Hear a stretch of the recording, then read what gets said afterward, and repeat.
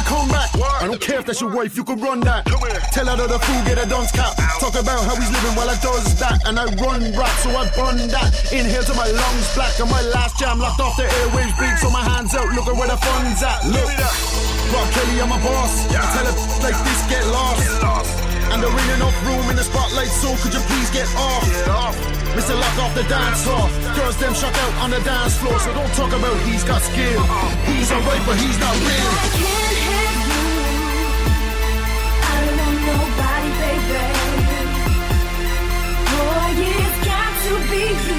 I don't need no substitute. I need the real thing. Get him! I've been holding on. I've been looking for the real thing. Oh yeah. That's right. Waiting patiently, I never stop believing. See, I'm chasing rainbows, living in a dream. Boy, it's in my fantasy, I'm never giving in. I'll tell you why.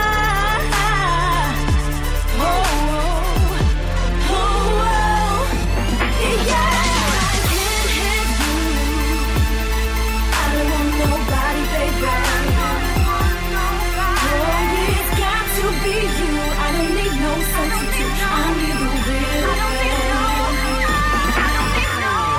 I want a wifey, but a good one. Like Salpa, but a hood one. Rolex, I got a flood one. And my weapon of choice is a spud. And I wave it at a hoodlum, so don't be dumb done. I get you undone. I give it 1% out of a ton when I'm going in hard with a young one. Rob Kelly, I'm the king. That's right. I can do it in the bar or the ring. Anytime. And I really don't care if that's your bird, cause I go hard in the thing. Don't care. Mr. Lock up your daughters. Bring another lamb to the slaughter. I'm only saying how it feels. That's right. He's alright, but he's not real. I can't have you. I don't want nobody, baby. It's got to be you. I don't need no substitute. I need the real. If I can't have you, I don't want nobody, baby. Boy, it's got to be you. I need the real thing. Hail, hail, and welcome to the HomeBhoys live phone-in show here on a Monday night on Hail Hail Media and Spreaker.com. This is the sound of celebration. As tonight is our 100th show, but I mean, in fairness, it probably is more than 100 shows. But I mean, in terms of like since So 100th live show. Oh, okay, 100th live show. Because we had extra shows, which count some of the guests tonight, but this is our 100th live show, as far as I know. And you may have noticed that I'm not in my house. I am back where it all began. How's anybody going to have noticed that? That's a good question. Everybody was just sitting saying to themselves, why is Joe? Why is Joe in Harper's tonight? That's mad. Something crazy's going on. If you thought about that, people wouldn't even know it. Anyway, that's a good start to the show. Anyway, welcome. 100th show. Tonight we've got a lineup of special guests coming on. Previous guests. They're not that special. If they were special, wouldn't coming on. The intro song was a wee clue to one, I suppose. Absolutely. Hopefully it's all going to work out smoothly, but chances are that's not going to be happening at all. And it'll be an absolute shambles as usual. All the bad stuff, all the hiccups have happened before the show started tonight. So. It was mania before we actually started here. I had to drive all the way from my house to Harper's house. I had to go downstairs and open the door. I couldn't get in the door. It was just obstacle after obstacle. Anyway, here we are. We've been joined by the man who courageously tried to drown his wife in the name of charity. The wobbling weirdo of Wishaw, Mr. Jason Higgins. Hello. And the one and the only green and white raider. Long time Hail Media and I suppose just general internet Celtic sensation. Paul Larkin. Hello. And I am here sitting in Harper. We're having I'm having a bottle of shandy. In case any cops are listening. Do you want to hit us up on Twitter? You can. Your lungs at the end, it's going to be dodgy. You what? When you start slurring your words at the end, it's going to be a bit I generally go into like a really, really slow version of Mandarin. Yeah. Half at the end of the show. So hit us up on Twitter at HomeBhoys if you want to send us any messages or talk to us. You can call us in on Skype, but tonight's probably going to be more about the guests, is it? Yeah, we're going to have a wee chat first, and then we're going to get the guests on, probably start in the next 10 minutes. And then once we've had our guests, which could be quicker than we actually think, because a couple of them haven't got back to us, we'll open the phone lines after that. So we're not taking any calls until we've spoke to the 2 or 3 people we've lined up. Don't worry, it's not anything.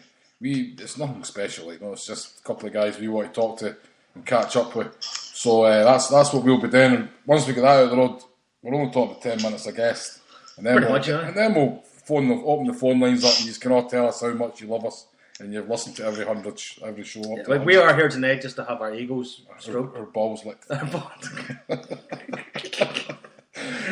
Was there a reason you asked me to come over here? Computer's broken my arse. Anyway, it's a weird type of show. Explain. We might lose Mr. Higgins in between because he's calling for, I don't know, dial-up internet or something. He's got to keep putting a wee card or a meter. He's running downstairs putting 50p in the machine. So do we start with football? We missed the past couple of weeks. We're supposed to have this show last week, but due to people not being available, we didn't do it last week. That's right, Barcelona game, but it's all been kind of covered, has it? Yeah, well, I think there's a couple of wee highlights. I think one of the highlights for me the past couple of weeks has been the emergence of Virgil van Dijk as being an absolute top-class player, in the making. Definitely. And I think the way he uses the ball in terms of going forward, I got a funny feeling they may be looking at him as a Wanyama replacement eventually, as opposed to a defender. It's too slow, I think. It's a strength and his ability on the ball. Too cumbersome playing midfield, I think. What do you think, Jason? I think he's brilliant. He's fantastic. He's definitely. Top draw. 21-year-old, bloody hell. But I don't think we're needing to move him to centre midfield already. No, why would try to create somewhere else for him? He's a centre half. He's bloody good.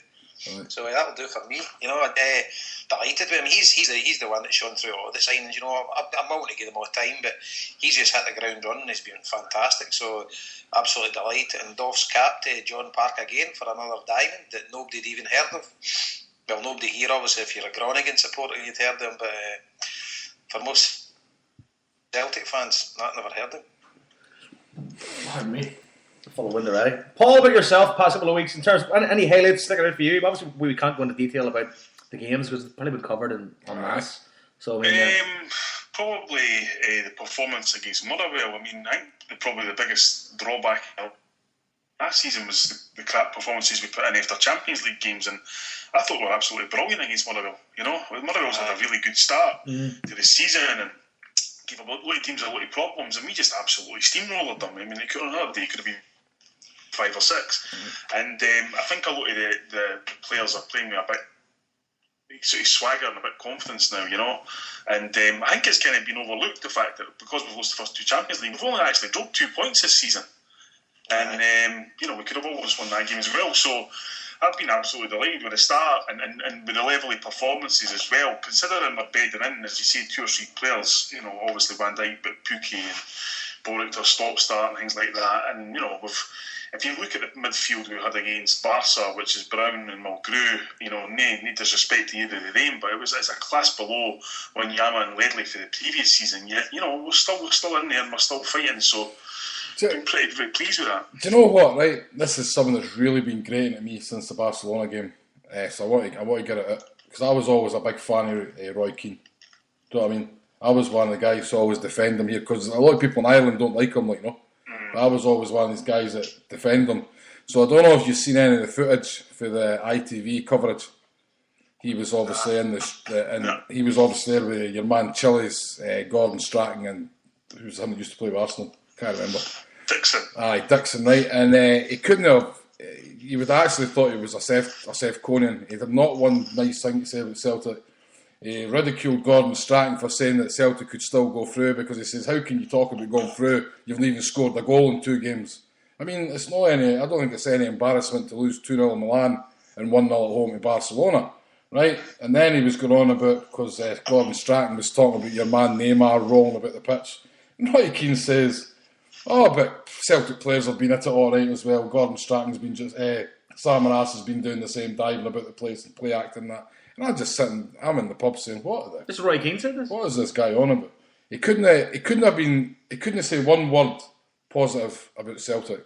And he also said Barcelona were terrible. They were playing like a five-a-side team in the first half, and it was absolutely. I felt like throwing my pint at the screen. To be honest, like I don't know if any of you seen that or heard anybody else speaking about it. Never saw it at all. But I must admit, if you think back to when Real Madrid knocked Man United out, and Keane was exactly the same about that Nani sending off, which was just a bizarre sending off. And he just took the contrary position to everybody, saying that, oh God, people say, Nani never saw the guy. And Keane said, well, he should have seen him, this kind of thing. I don't know what it is about Roy Keane. I mean, some of his views are spot on, but I don't know what people expect in Celtic, to be honest. You know what I mean? It's like, in my opinion, that's the second best team in the world we were playing against Barcelona. And, just because Messi's not playing, I mean, look at the medals amongst these players. Yeah. The Xavis and the Iniestas and that kind of. And how much did they pay for Neymar? Was it 48 million quid? Right. And and it took the boy to kind of, whatever you think of Scott Brown, the boy's rolling about and all the rest of it. Sergio's in there, kind of influence referee and all that kind of thing. And to me, that was a bit of respect in Celtic, because they're looking at it saying, listen, we're never going to score here. We need to actually do something to advance the game here, and that's exactly what they did. And at that point, I mean, I Fraser Foster had a save to make. Mm-hmm. So, I'd love to see anybody from English Premiership go up against Barcelona and see how they'd cope with them, Mm-hmm. See, Paul, I totally agree with that. And see, we shouldn't even be competing with these teams. And believe it or not, I actually think we were more in that game than we were in the game that we beat them 2-1. Yeah. I actually think against them the other week that we actually competed sort of in an even keel with them. We gave them a lot of possession, but they didn't hurt us at all. Mm-hmm. And if you notice, they've changed their tactics because they crossed the balls in now. Remember under Guardiola, they would never cross the ball in. They were sort of just chipping balls in, and they've made height up in the box and things like that. And it was meat and drink to Big Van Dijk. I thought Effie Ambrose played well as well, and I thought we played really, really well. Obviously, towards the end we were stretched. The world-class saves Fraser Foster came out at the end. But you're actually looking at that. Valdez is an absolute world-class save for James Forrest. And then Big Mo Grew misses the target. I mean, I'm not wanting to be too critical of him because he made the chance and he got up well, brilliant, and it's just he'll have nightmares for the rest of his life about that chance, Definitely. But I thought we really, really competed. And we held our own, and even with 10, we made the two chances with 10 men. 10 men against, as you say, arguably the best team in the world, definitely in the top 5 without a shadow of a doubt. When you're talking about them, Bayern Munich, Real Madrid, I think the 3 of them are probably out on their own, or maybe Atletico Madrid now. But 100%, mate, and we shouldn't even be competing with them. I mean, they pay Neymar is worth 4 times our full team. Mm-hmm. And it's just for Roy Keane. I mean, at the end of the day, Big Mick McCarthy should have kicked his head in after that hang out in Japan. When he refused to play for his country because the parks weren't good enough. Saipan. Training ground wasn't good enough, and by all accounts, here through the grapevine, if I can do a square goal, there'll be one winner, Big Mick McCarthy. And again, you're Roy Keane, you are dealing with a guy who a couple of years ago said he would never be a football pundit and that people should turn down the sound of TVs. See, the thing is, he'll never make it in football management because the thing is, he's fully his own self-importance. See if you're a manager, at the end of the day, see if you've got 11 guys that are useless, you need to tell them they're brilliant. You can imagine him there, his team talk, you're shite, you're worse than shite. Well, very motivational, I don't think. See, listen to him as a pundit, the shite he talks, you can see why he's not a manager anymore. Aye. I think he expects too much of players. And I mean, I remember reading George Best saying that he could never be a manager because he just couldn't understand how players couldn't do the same things he could. I think Roy Keane understands that. I mean, I think every Elizabeth Lion said that a million times about Joe Steen was he never actually did anything you weren't capable of doing.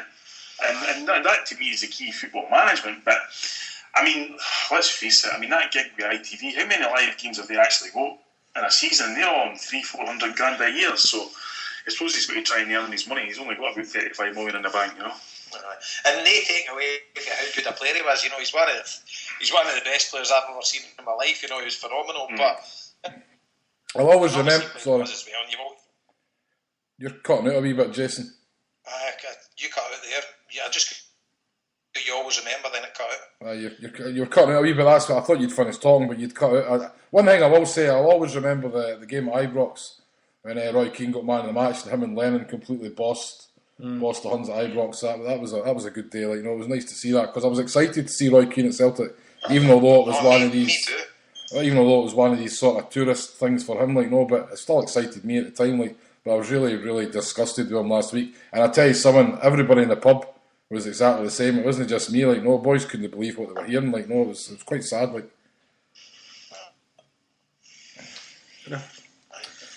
Jason, you maybe need to try and call back, man. Call in, all right. That'll be odd. How's it work? No, you can just have him set back in. You know what I mean? Paul, you're still there, eh? I'm still here, aye. This is typical HomeBhoys fashion. We should just say... We should just... smoothly. How much a celebration would that be? Oh no, he's coming in on another line now. I'll hate you at him to this. We should just explain, Jason's getting new broadband in, so he's actually calling us for his phone over 3G, like, which it's not actually working too bad, like, no. Jason, do you know what? We'll keep calling you back in, because when you're calling me, it's setting up another phone call, like a separate line. Alright, can you hear me? Alright. Aye, we can hear you. Aye. Just keep the phone next to your... Yous have went off it quiet now. Just keep the phone next to your mouth. No, but I'm saying yous have went off it quiet now. It doesn't matter, we can hear us. It's the speakers alright here. You maybe just not got a great connection at your end, but it's recording fine, like, no? But that's not used to me. Can't hear what we're saying. Right, you can just guess. Joe will be talking a lot of shite anyway. That's not when Paul's talking, right? You maybe want to text one of your guests, see if he's calling in. Aye, well, just if he calls in, he calls in. Alright. How can I text him? I'm on this. Fair enough, aye. Alright, I don't see him in the contacts, so I'm not sure. Aye. Right. I was getting a message there from Alistair, so he's down to call in. You can call in later on, Alistair. You just have to hang on, son. I know you'll be champing at the bit there. You just have to hang on, man. So I don't know. We'll just have to keep vamping until somebody. all our special guests. I see Joe for the Kano Foundation. I've actually got a wee announcement for the Kano Foundation when Joe comes on, which is quite exciting for us here in Drogheda. But all will be revealed once Joe comes on. In fact, Joe, if you're listening, you can call in now if you like. Be our first special guest. Be our first special guest, like, because we'll be the only special guest. It's not like anybody's not heard any updates for the Kano Foundation every week for us. We'll catch up with them. See what's going on. What else are we going to talk about then? I'm having a cigar, by the way, 100th episode cigar. Sitting here. I didn't know you run cigars. I'm waiting on my vaporizer kit coming. I bought one of these big vaporising machines with iron brew flavoured smoke and everything. That's the ones that like stoners get, yeah? Aye. It's like that's a big bag, like. No. It's just a wee machine that takes liquid and all that. But anyway, I digress. Jason's having some more soup. What's that? Jason's having some... You having more soup, are you? More noodles? No, a bottle of beer. I thought this would be a lot more energetic, to be honest with you. While we're still discussing Barcelona, can I just say as well, we had a brief discussion the last time we were on, and it was about the display, the Green Brigade's display and Celtic's official display. All I need to say is, Celtic's official displays, you better find out who used to do the Green Brigade's display and get them to do it, because that was... I thought it was pish as well. Like, I couldn't actually even see the words. See the cheesy shit they wrote on the things that you had to hold up. What It did it was say? more than a club stuff, things like that. It was just, Harper, you were right. See what you said about being stage managed, manufactured crap. It was brutal. See when this podcast finished, I'm ripping that wee bit out and I'm going to put it in a rap. Harper, you were right. Harper, you were right. Harper, you were I know, right. the Green Brigade was crap as well, by the way. I was just going to say, who was it? Was it Messi, Balotelli, and what looked like Barack Obama? I didn't even see it, to be honest. Can I just say we've actually been joined by a caller, but I don't know who it is. Reveal yourself. Hello, it's Joe from Kano. All right, Joe. You're not actually coming up. Are you calling the landline? Calling the landline now. Calling the landline, right, aye. Joe, how you doing, man? I'm doing fine, buddy. Doing fine. You alright, mate? He's back, are you? You're quite clear on this. So Joe, There you go. So Joe, you're on, right? And I know we're going to try and get through the guests tonight, but I've got a wee announcement. Might as well just get to it tonight. I heard that the other day. I'll be a phone. What? All right, aye, you better phone, aye. No, what it is, Jason and probably knows about it. I don't know so much. Joe and Paul know much about it, but we've started putting together a charity calendar here. I've heard about this, here in Drogheda. My wife's actually putting all the photo shoots together. We've actually done 3 months already. We had. Which one are you? We're wait for it. we actually got volunteers.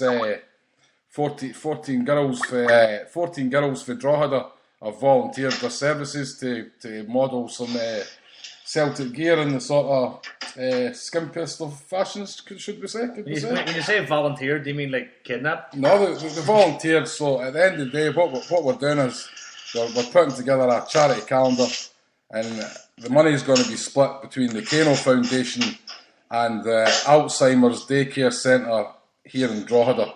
So that's going to be available to buy by.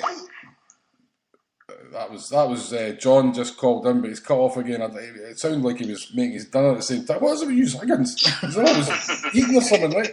But anyway, so what I'm trying to say is we're going to have a Celtic themed calendar with the ladies available for sale certainly by the end of November, and we will split the money between the Kano Foundation and this local Alzheimer's charity here in Drogheda. And it's all volunteers. We've got volunteer makeup artists, photographers. And we're actually going to have a big launch night in one of the hotels here. So you're asking me models, is that what you're doing? No, well, there's only one male model in it, mate, and that was me. I've actually done just to I suppose let the cat out of the bag. There's a December photo shoot for Christmas. Are you Santa Claus? He's a totally bird sitting over. Is that what the beard's all about? I had a couple of young females join me for a photo shoot in Sarsfield yesterday for a few hours. It's hard work, I tell you. It's hard work having birds balancing with me. The bottom line is for charity. The stress you've got to get through, just you mind is for charity, right? Exactly. Right now, wait. I want to bring in this caller because I know he's maybe pushed for time, Joe. So if you can just hang on, John, are you with us, buddy? I'm trying to be. It's a bad line here. It sounded like you were making your dinner or something. Jason's exactly the same. I don't know what it is with you guys.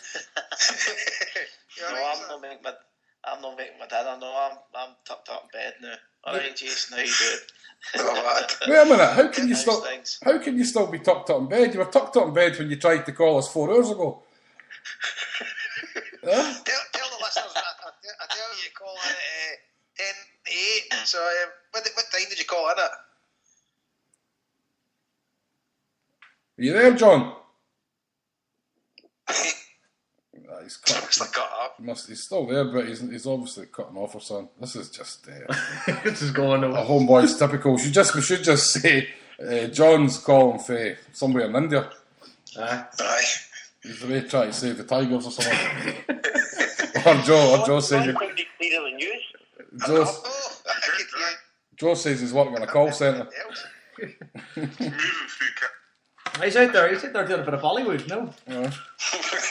So Joe, is that quite acceptable, the calendar? You've no worries about having some of the ladies, there's nothing topless or anything, it's all tasteful, you know what I mean? No, I'm certainly no worries, it sounds fantastic. Happy days, man. Where are you going to sell this calendar? Well, we'll sell it obviously online through Hail Media, but we'll be getting loads of them. We've got a good deal with one of the printers here in the town, so I expect to make a good few quid for the two charities. Where did you find these? I'd be hoping to make 4 figures for both of them. Where did you find these sexy volunteers? Just wondering where these loose women are hanging around. Well, Vicky knows a lot of models here in the town. She does photo shoots and that, so I'm telling you, you'll know. But I'm telling you right now, you won't be disappointed. Happy days. Right, here's John's back. John.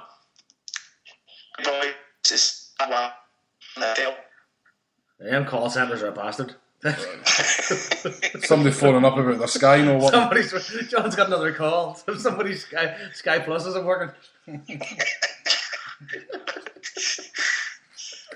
what's happening? Tell the listeners what you're up to. Falling asleep, by the sound of it. He's got to have to send it an email. Can it ring the landline? No. What's the rate from calling Glasgow landlines in India?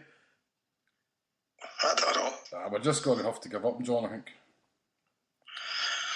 Jesus. We're only kidding on anyway. He's not available tonight. It's just somebody we've got kidding on. Somebody pretending there, John. Jason. So we didn't want to get him on too long in case he got sussed. Jason's throwing his. Jason's got another phone on the other side of the room. He's talking to himself. Is it back here? Boys. Is he still there? John, are you there? Hello? Aye. Aye. We can hear you now. Hear Tell me? us Aye, what we can now. tell us what you're up to. Just in the back there, I can hardly hear you. Tell us what you're up to. I'm lying in bed. You're lying in bed. But wait, lying in bed where? Then what? It's the Taj Mahal. What? What are you doing in India? Didn't you just say playing snooker? Playing an Indian Open Championship. First time I've ever held a World Rank event here in India, so playing over here. So 64 is over here in Delhi, and I play my match tomorrow. First match tomorrow. Yes. What time is it there just now? It's 12:20 at night. Oh, is it? I don't want you to be losing them all on saying it was down to the HomeBhoys, no? Breaking up my sleep. Right, it'll be fine. I play at 4 o'clock this time, so it'll be about 12 o'clock your time, so plenty of time. So you're in Delhi. You haven't come down with the diarrhea or anything yet. No, nobody's come down with the Delhi belly. I have Marcus Campbell, one of the Scottish boys. He's not been out. He's running 2 days, so that is true. They say about the Delhi belly. Anybody come from Glasgow? We're losing a bit of weight. Here, do you know what, John? Could be, I know, exactly. John, that reminds me of something I was wanting to ask you, right? Talking about the Delhi belly, right? The last time you were on with us, you were talking about the importance of concentrating as an athlete and all that sort of thing, right? Do you know what I was wondering? Have you ever used one of the bathroom breaks to go and check the Celtic score? But I did, in fact. It was at the UK Championship last year, and I'd actually just done. I think I'd just done a maximum, and I pulled it back to 5-4. I was losing 5-4 to Mark Davis, and it was the night Celtic were playing. Who was it? Was it Benfica? It must have been Benfica.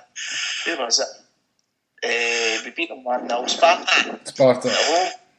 Right. So That's right. It was a game to qualify. Chris Coleman scored the penalty. Aye. So I came out and I was feeling upbeat, and I pulled it back 5 each, but then I lost the decider. So the day was too much good. So have you ever, let me ask you, have you ever sitting there, right, and somebody's knocking in a break and you're thinking, I wonder what the Celtic scores at the minute. This is a lot of pish. You know what I mean? I wish there was somewhere else in there, no? A couple of times. A few times. I Well, suppose that a few years ago when I was going more regularly with Jason and Joe, obviously, but lately the last few while I've not been to as many games, so I've been trying.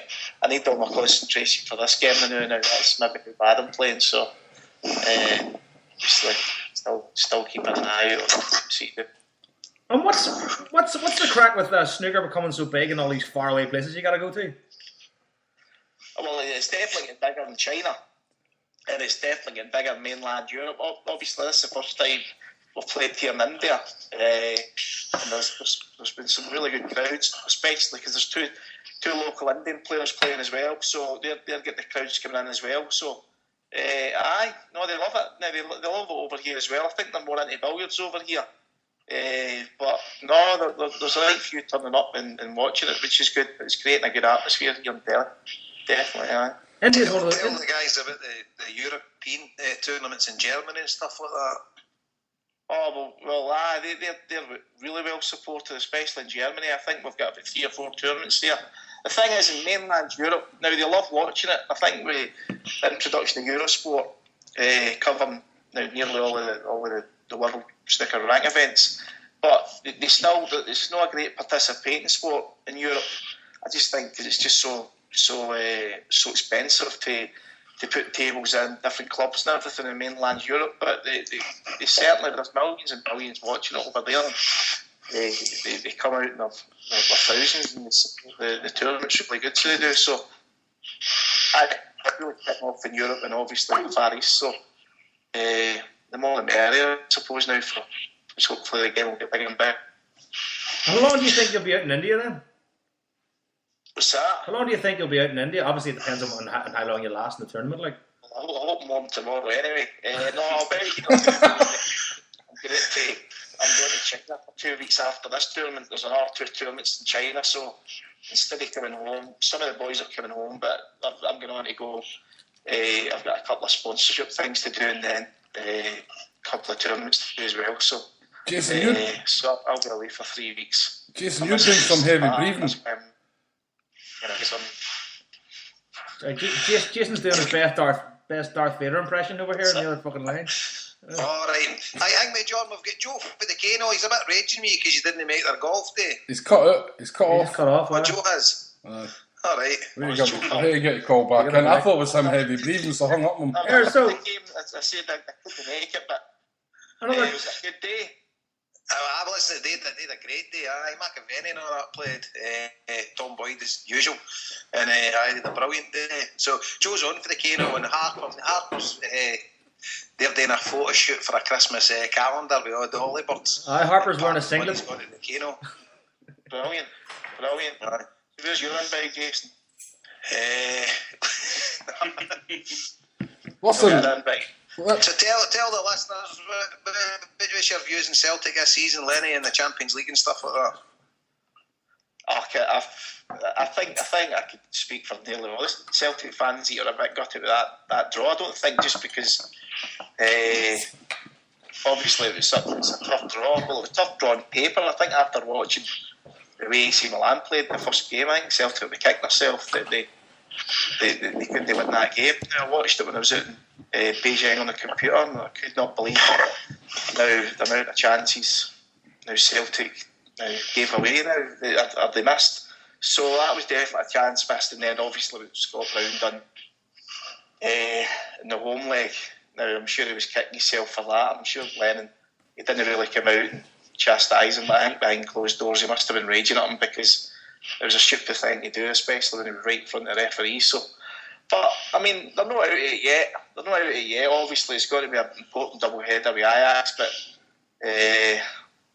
what do you do? I think every Celtic fan would have liked a different group. Now, somebody like Real Madrid or Chelsea or now Paris Saint-Germain. So some other teams that they've not played in a while, and I think it was just unfortunate they came out playing Barcelona again and AC Milan and Ajax. But I'm sure they were. Now I'm sure Barcelona and Amsterdam will be a good couple of away trips for the Celtic fans. I don't suppose now Milan's that great, but I've heard obviously Barcelona and Amsterdam, which Jason will attest to because he's going there. You're going there, aren't you, Jason? I'm going to Amsterdam, aye. You'll get on well there with your heavy breathing. Yeah. you were there, John. We tell the story on this show a couple of weeks ago about the heart scarf. You were there, weren't you? Mind the old boy. What's that? Mind the old guy, Larry Stag weekend, the old boy with the heart scarf. Oh, right. Then nice to Van Dijk as well. Right, they more stories, right? I heard what? Jesus, the Higgins brothers out there just torturing geriatrics. Sort of fucking. Here, John, I want to ask you a very important question. So when are you coming back to Belfast to me and Jogi what about the snooker and spewing Sam's house again? I think Sam's got to try and get something sorted now.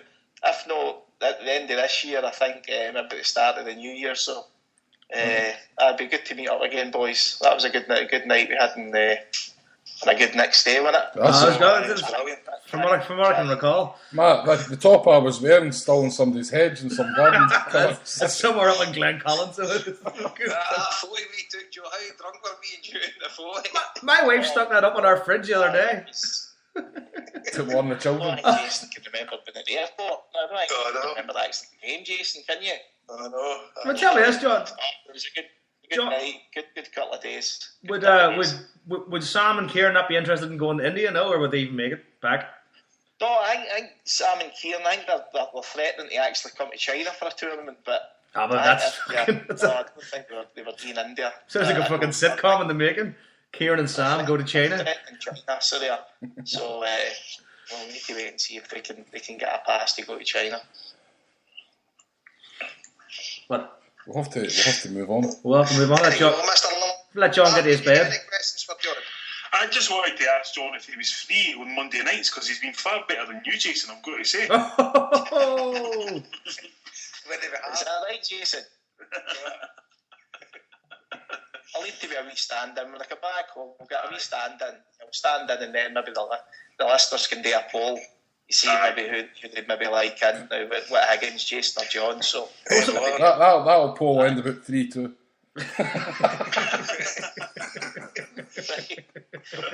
Right, listen, boys. I'm going to have to hit this sack because I'm going to have to get myself ready for the match tomorrow. It's all right. We were bumping you off anyway. We've got other guests coming on.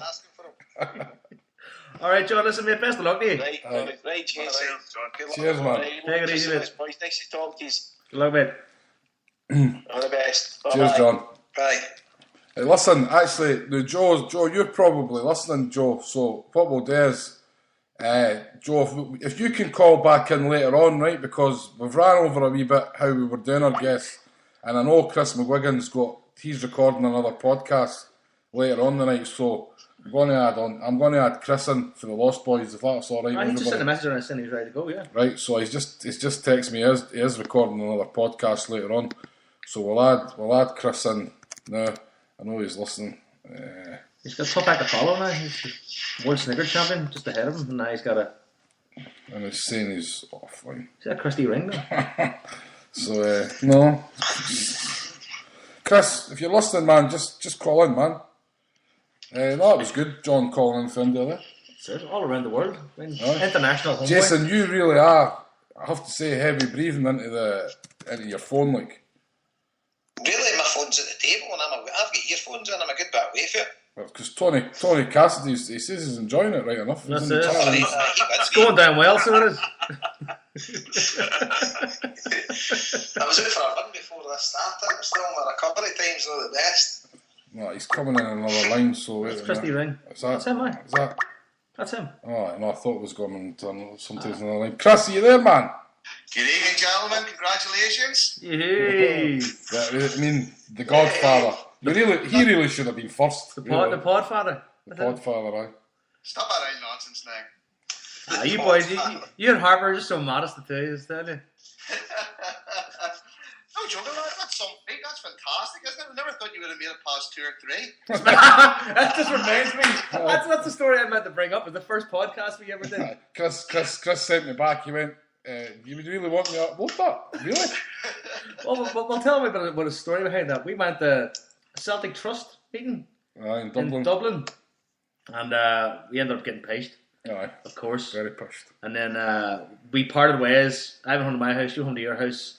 We got more drink. And then we sat down to try and do a podcast with, who was it, Kevin? Kevin Lord of the Wing, aye. Lord of the Wing. And I'm sure I have it somewhere on my computer. But my God, was it a train wreck. I'm singing on it. You're singing. You all had to go away, so I just sang for 10 minutes. I think over a piss. I came back and you're singing some song I never even heard. I was like, what? I'm sure Kevin, and he was sober at home in Glasgow going, what the fuck? What was dead funny about it was, you've done the first one and you sent it to me for a listen and asked me to do a wee bit of editing on it, and I edited it for you and sent you it back. And then you sent me the second one, and I was like, no, there's nothing I can do with this. Do you know what that was, man? That was fear. The young boys coming up and that, like, he was actually clever what he done. He was trying to make us really buck up our ideas. Like, no, it was an old head. But in truth, he was shaking on his boots. So Chris, Ronnie Keane can learn a thing or two, eh? Aye, that prick. Listen, Chris. So while you're on, right, I want to talk to you about the history podcast. Yes, sir. They've been. I mean, everybody certainly here loves them. Like, they've been absolutely phenomenal. I'd say the one me and Jason were on was probably the best yet, right enough. No doubt about that, yes. Right, but just, I mean, you're coming on and you're doing the history podcast, right? But I'd love to get a wee sort of background of what's going on here, because I think people sometimes just think the podcast it's just a case of calling somebody up, record it, stick it in with a couple of interviews, and Bob's your uncle. I mean, how much goes into something like a 5-hour podcast like History Podcast number 10? Well, as somebody posted last week, it's been 59 days since the last one. I hope it's worth the wait. And, it took a wee bit of work, so it did, But they've grown legs, Harper. The first couple that we've done, they're really good. They're good fun. But as time went on, I was able to bring in some interviews that I'd done, previously through Lost Boys and all that kind of stuff, and they just grew and grew and grew. And even the guys that contribute to it now, I think once they found their feet, their contributions, like the Human Torpedo and Chris and Celtic Shirt and all that kind of stuff, they sort of enjoyed it as well. And you found that they became a little bit more animated in how they told the stories and things like that. So it sort of grew, and it was good. And then we started to add other little things in there, because as the history went on, you were sitting saying to yourself, well, we didn't cover the history of the Celtic View or the Celtic Trust, and we started doing little specials in there as well, just to break them up a little bit, because two boys sitting talking about 1925 and what we done in the Scottish Cup can get a wee bit boring after a while, so we mixed it up a little bit, and I'm quite pleased with them so far now. I think, Chris, see as you get to the later years like you are just now, there's obviously a bit of soul searching, I take it, after that last one. Obviously, with some interviews and things maybe rubbing people up the wrong way, and it's maybe a contentious viewpoint or a bit of contentious history. So I think that's good as well, and we're getting it for another angle, and you're getting a face-to-face interview or a phone-to-phone interview with somebody like Brian Dempsey, and I just thought his interview was absolutely brilliant. I loved it, mate. Oh, he was brilliant, Jason. Absolutely magic, But you're right. The earlier shows were a different animal to what we've been doing now for the 80s and the 90s and stuff, because they really were history lessons kind of thing, we all know our Celtic history and all that kind of good stuff, but there was wee things in there that that I learned as I was reading back over it, and then some of the guests that come on, told me about that I didn't know. But now we're talking about kind of modern history that us all our age group, that we're all the same age group, apart from me, I'm a wee bit younger than you boys. We're talking about things that everybody knows, but it's even when you're back and you do a wee bit of research on the 90s, there's things you forgot. Yes, you know it, you forgot it, but we all had opinions on it. The older stuff, you didn't really have an opinion on it because it's a kind of history lesson. But this stuff, when we talk about boys against bigotry and different things that evolved through the 80s and the 90s, we all have very firm opinions on it. And the last one, which covered 1990 to 1994, I tried to tell both sides of the story of the takeover and how the fans felt and how the board felt and stuff like that. And it's good to have both sides, See, the thing, Chris, as well, like when you're talking about how much goes into it, when me and Jason recorded that with you, we must have done at least 2 hours that day. Yeah, and that's right, we could have, to be honest, we could have kept going on, and because things keep popping back into your memory as you're talking, going, do you remember that? Do you remember that? So, I don't envy your job breaking all that down and editing. This must be hours and hours upon hours of work. Like. They do. They take quite a bit of editing, so they do. And then, trying to piece it together that it flows but still kind of remains interesting. And you don't want the whole story all at once. You kind of go back and do little bits to sort of keep the interest there. And 5 hours of listening to a couple of boys rabbiting on about Celtic history is hard going, but I think the way it was broken up was quite interesting and sort of keeps the interest in there. I think the way you've done it has been the making of the podcast, Chris. I think that's the skill that, I don't know how you've learned it, because it's not obviously a skill that you went to college to learn or anything like that, but it's just the way you've done it. You've got a knack for it, and the way you bring it in, and it gets you, like someone finishes talking and you can't wait for them to get back in again, but you've got other stuff to do, and then someone else says something dead interesting, and you want them to continue, but then it gets back and he says, oh, that's right, this guy is going to keep going on about something. So it's always evolving, and I just think it's fantastic. And before you know it, the show's finished. So I think that's hats off to you for doing that, because the way you've pieced it all together is the making. Obviously, the content's what we're all listening to. But yourself, if you get an amazing content, but it's drab and monotone and it's not keeping you interested, then people will switch off. But I think the way you've done it with the music coming in as well, and it's just I think you've obviously got a knack for doing this, and I think it's fantastic. And hats off to you, mate. It really is. It's really brilliant. It's funny because it was quite daunting at the beginning. And, they actually suggested to, a lot of guys, do you think we should do this and stuff? I got nothing but support from everybody. But it was one of those things, like when you start HomeBhoys, you start a podcast, this is a smashing idea. And then you start it, you go, oh God, where's this going to go? But the idea of sort of breaking it up came from, I was listening to a late night radio show a few years back, actually, when I was still in America, and it was from the BBC, believe it or not, and they covered like an accident and emergency unit late at night on a Friday night, and they had the ambulance drivers mic'd up, and they had the doctors and the nurses in the emergency room mic'd up, and they had a reporter mic'd up as well, and they told it from 3 or 4 different angles and split it all in together. And I thought it really worked. And it was one of these things, you're lying wide awake, 3 o'clock in the morning kind of thing, listening to the rubbish late night radio. And I thought, that would be really good. And the first time we tried it was a long time ago in Lost Boys, when we had everybody phone in their experiences of going to a Celtic and Rangers match from all around the world, and although it was pretty amateurish at the time, that idea always sort of stuck with me. I thought, we could do something better. And then when I came up with the idea for the history podcasts, after doing the Belfast Celtic ones, I thought, this could maybe work. But it's been good fun though too, enjoyed it. Has the podcast, like the Lost Boys podcast, and you starting Lost Boys and getting it all going, has that given you like a way? Obviously, it's given you a wide variation of different resources you can pull upon to actually fill up podcasts like that. Well, that's the whole thing, Joe. When you listen to the player interviews, they have been going on now for nearly 5 years, 4 or 5 years. We're in the 5th year of Lost Boys now, and we sort of built them up. But it's funny when you talk about some of the periods that we discuss, and then you go back and you listen to George Connolly talking about it. To be able to put that into the podcast now, it still sounds pretty fresh because that's the topics you're talking about, but you're kind of talking about it in retrospect. It's been good. I'm going to tell you something, right? This is obviously our 100th live show. We've had HomeBhoys extra, and me and Jason do the Mets Boys podcast and all stuff like that. But I can tell you right now, that podcast that we recorded for the History Pod was the most nervous I'd ever been going to do a podcast. And I think I said to Jason before, and he was like, I'm kind of the same, man. Oh, you had that get back straight, like? Just because they had been so good. Listening to them up to you that didn't want point. to be the one people go like, I didn't want to be the one listening to them. That was a great run of podcast apart from that page on my heart. I wasn't the one to come out with a faux pas where I said a player was having his defining moment, and it was in the wrong it was in the wrong century or something like that.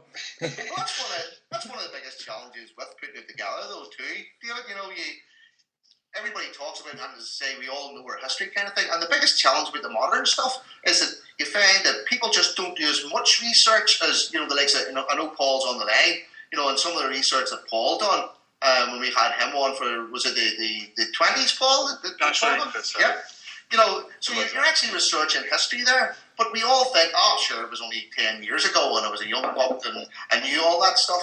And when you're editing it, the biggest worry that I have is that you get some of the facts wrong. And there's a few wee bloopers in there. Hang on a minute, Dave. Hang on a minute here, though. Wait a minute. In our defence, you only asked us the day before. Well, you keep telling me, you've been a Celtic supporter all your life, you know all this stuff. I'll come on and do that, no problem. Luckily, Jason done his homework. Chris, I've been drunk for 35 of my 39 years. But that's the biggest worry about it, and sort of, because what we're like, we pull each other up over, realising that somebody was number 7 and not number 8 in 1959 and things like that. We're quite anal like that. But it was good, Paul. What did you think whenever you come on? To go back and read back over all that stuff. No, it's fantastic. It's as you see, I think one of the biggest things is you always think that you kind of know your history and that, but then you just delve in, and there's so much. The period we done, for example, the 20s wasn't exactly a golden era for Celtic. It was still laced with magic all the way through it. The things like McGrory scoring a hat-trick in the first 3 minutes of a game and stuff like that. You look at these things and you think, my God, this is what makes us unique. And it also just, gives yourself personally, as you say, if you're going to go look at something like the 20s or the 30s or whatever, open your eyes to kind of what it was like to actually support Celtic at the time, because I remember us talking about how there was a public transport strike, so fans just walked from Glasgow to Kilmarnock to a game, and they never had any money else to get down there and that. And so, it's enlightening, and I think it's been enlightening for the supporters right on. And I think that the beauty of it is the fact that it's been a supporter history done by supporters for supporters. I think that's been the unique key element to it, Chris. Yeah, and that was the aim from day one, because Paul, you were one of the first people I lifted the phone and had a chat to about it, And what I think has given me the best satisfaction out of it all is the way the social story has been told as well. Because, I go to Glasgow, to go and watch a football match, get on a bus, go to Glasgow, get on another bus and come home. But they read about George Square and, the military in George Square and the commies under the bed and all that kind of stuff. I thought that was fantastic, It was a real life lesson for me, Yeah, especially, it was funny because last week I think it was the Commonwealth Games volunteers who got the name Clydesiders, and of course that's something we discussed, the Red Clydesiders and John McLean and all that in the 20s, so it always does come back, and it is what he's, you should learn your history so you didn't repeat it, Well, that was the one thing that we noticed throughout all the different episodes is how often the history did repeat itself. Mm-hmm. And even when you look at the debacle that there is across the city right now, if they were to have paid attention on what happened with Celtic and the takeover, they could have learned an awful lot of lessons, But hey, it's good to laugh at them. Well, see, you make a great point there, Chris, as well, because see, in business, when you work for a company, you work in projects or anything like that. See when you're going to deliver a project and you're looking about doing your analysis and get all your requirements and stuff like that, you always say to yourself, has this been done before? And you go and examine everything that was done before and see if you can replicate that. Did any of them ever think to look at Celtic and see what was done before and see how they could replicate it? I bet you none of them did. Well, judging on the actions that's taken place and some of the results that they've come out with, it's hard to see how they have paid attention, Exactly. But it's too late for them now, they've blotted their copybook and they don't know how to get out of the hole. See, I thought it was poignant that Brian Dempsey on your history podcast, I covered it verbatim, but he actually said that obviously he had his issues with Fergus McCann, but he also says that he was the linchpin for this to happen. He says, although he was ruthless and he wasn't a people person or anything, he says he was the person that actually we needed him. For it to succeed, you needed a Fergus McCann to be ruthless and to not answer to anybody and just have his way only so that one person drove this forward. Because if you had committees that were debating everything every 10 minutes, that's how, in the Spanish Civil War and things like that, see, dictatorships, they tend to win fights because nobody argues. Whereas you've got the Republican side in the Spanish Civil War, everybody's debating the best way forward. Whereas the dictator, Franco, just tells them, we're getting that way, and everybody just does what he says. Right or wrong. There's certain times in life that you need a leader to take you forward. And they've floundered for this and that, and they're just all over the place now, and it's probably unredeemable. You know what, Jason? I'm glad. Me too. It cheers me up no end. Right, lads. So wait, Chris. So you're going away to record again tonight, are you?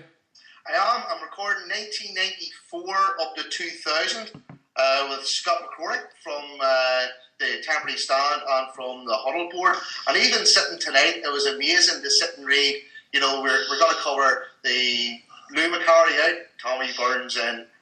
Tommy Burns out, and Vim Janssen in. Vim Janssen out, Dr. Joe in. Dr. Joe out, John Barnes in. Mm-hmm. 6 years. And that's something that we're doing, and you look back at some of the names, like the Three Amigos and Andy Tom and guys like that. Mark Viduka, I remember he took the hump whenever he arrived, and he was Marco Viduka. He was Marco Viduka. He's Marco Viduka. Yeah. He chucked down memory lanes. Did he just show up one time at the airport? I don't know. Just show up and I've seen the Ian Wright interview on YouTube about Mark Viduka. I only seen it last week for the first time.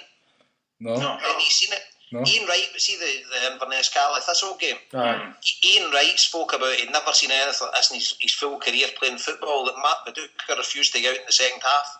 He just says, stuff this, I'm not going out there. And refused to go back out in the second half. I mean, I knew that. I knew that. Ian Wright said the thing that got him was, see, leaving the stadium at night, all the fans were waiting and they were all booing the team. And then see, when Viduka came out, the fans all cheered.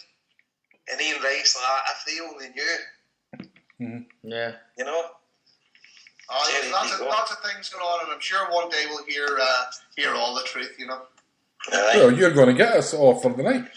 Oh, I hope to get you a few wee tidbits in there. There's a few little interviews that'll go along the way to tell the story too, and some of it we'll all agree with, and some of it we'll all shout at the radio over, you know. Happy days. And Chris, just while you're here, just mention again, I mean, where people can donate and stuff like that. So if you do go to Hail Media, at the top there's a banner that says the Celtic History Podcast, and there's a link to PayPal button and all of the chapters up to now. So that's hailmedia.com, and look for the Celtic History Podcast, and you can listen back to 25 hours of Celtic history so far, and throw us a few quid. All the money will go to charity, and each of our guests nominate a charity, and all I can't stress that enough, all of the money that will be collected will be divvied up equally among all the charities, and in the typical Celtic way, should go to a good home. Happy days, man. And Chris, tell you, power to you, because I'm telling you something now, in 50 and 100 years' time, people will go back to these, and these will be, this is the history of Celtic by Celtic fans, which is the most important history there is. I mean, I would love to be able to go back and listen to people making podcasts that actually were in the 20s and the 30s as it happened, sort of thing. So, I mean, people are going to go back to this stuff, honestly, in 100 years' time, and it's going to be, well, you're not going to enjoy it, you did, but... He means 10 years from now.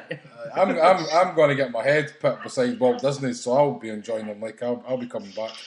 Well, I hope so, David, because one of the other things that prompted us to do it was the fact that we'd interviewed Joe McBride, and Joe McBride has now passed away, and we have him on the Lost Boys podcast for an hour talking about his career, and we'll never ever get stuff like that back again, you know. So hopefully we'll be recording a few things for people of the next generation.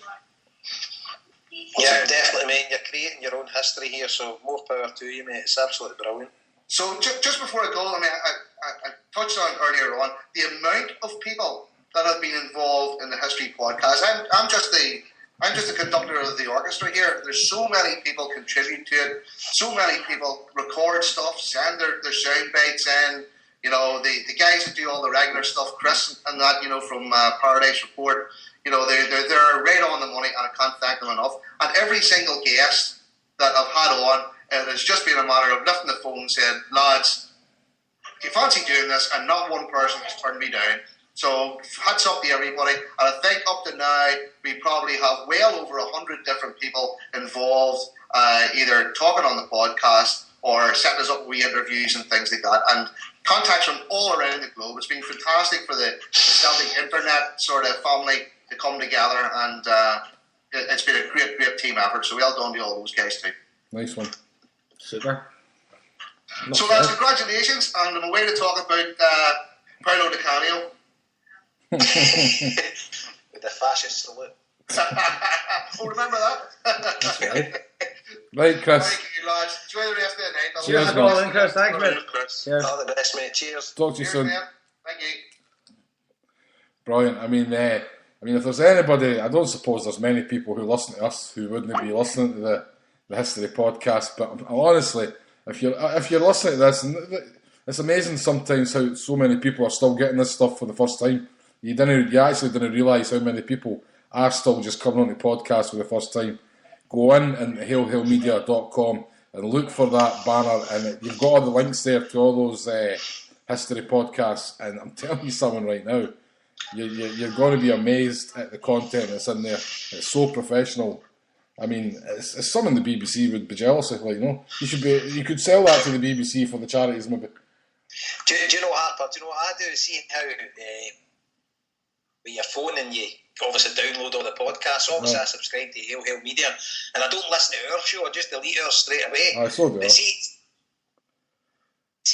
the Celtic history ones. After I've listened to them, I can't bring myself to delete it. But the memories building up, and my phone memories getting full. But I've got every one of them sitting there, and I can't delete any of them. I know I can just go back in and download them again whenever I need them. But I just feel as if it's the wrong thing to do to delete them. So I just need to keep them all. I have to tell you right now, like, and this is probably happens a lot, but we didn't see it. But because it's here, like, Joe's pulling faces at you, like. What?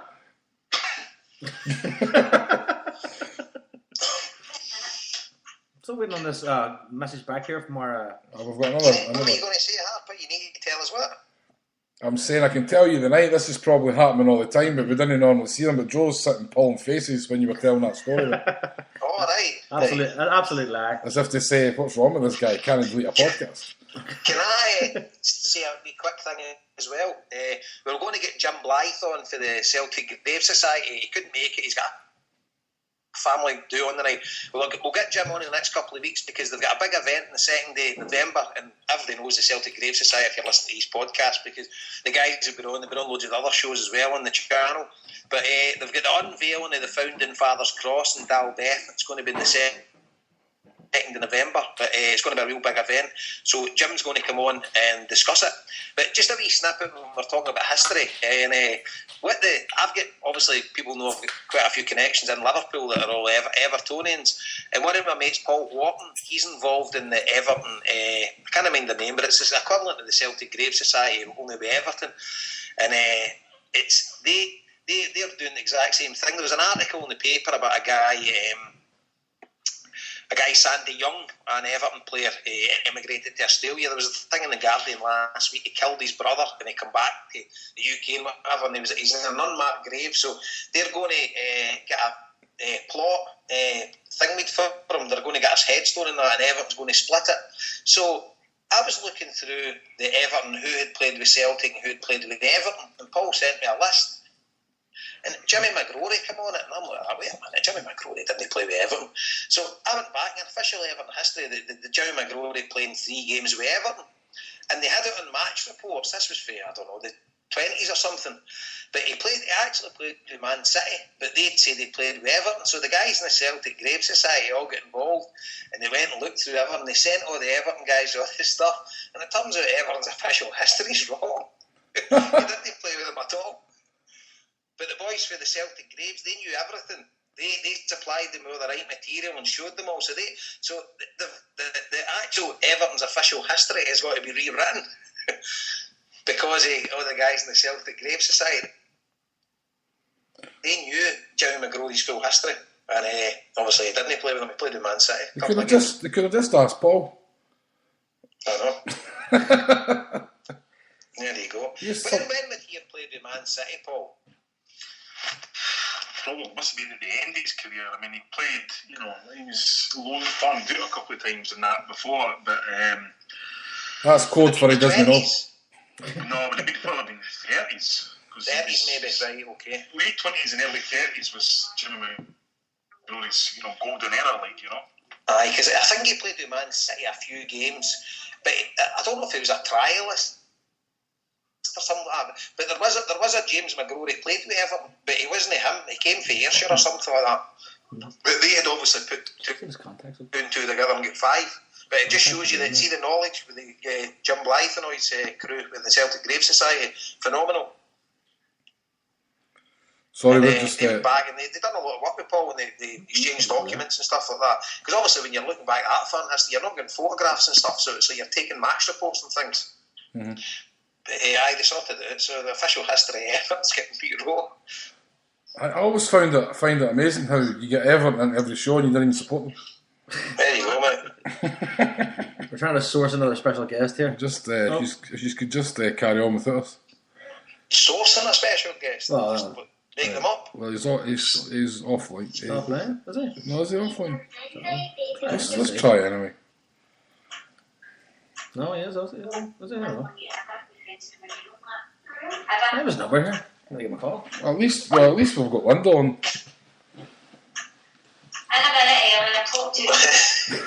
Listen, Ellie, just wait a minute, right? Wait a minute, Ellie. I don't think I can hear. Close that door, please. I'd ring him. Everybody can hear. Close that door, please. That's what you talk about. That's when you talk about man. That's a discipline he's got. He rules that house with an iron fist. Oh, a second. I'm trying to find. I'd lived there for a while. So, Paul, what about your book launches and stuff like that? Aye, everything's basically done for Glasgow. It's just a case of folks showing up now. Everybody's basically, most people have paid, etc.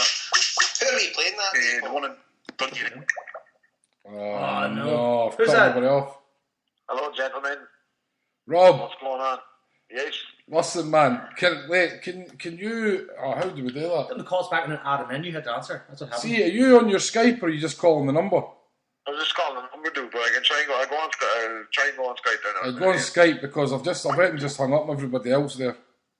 Alright, dude, sorry about that. I'll ring you back. That was our fault. Right, that's His their fault. fault. Your fault. That's Jason's back. And I know Jason's on a separate call too now. What have we done here, man? Jason, just hang on, I'll call you back, right? Right. True HomeBhoys fashion. That's it, that's the call you back in there, isn't it? Is that the one to get the number? Sorry, that's him, he'd be in there as well then. Right, so how do we start that? Actually, just start a new call. Could just start a new one, I'll delete that. Just you keep talking then, Joe, I'll tell the listeners something. What else have we got lined up? Tell the listeners something interesting while I sort We'll this. have Rob Kelly coming on. For anybody that doesn't know who Rob Kelly is, we had Rob Kelly on. Was it last year?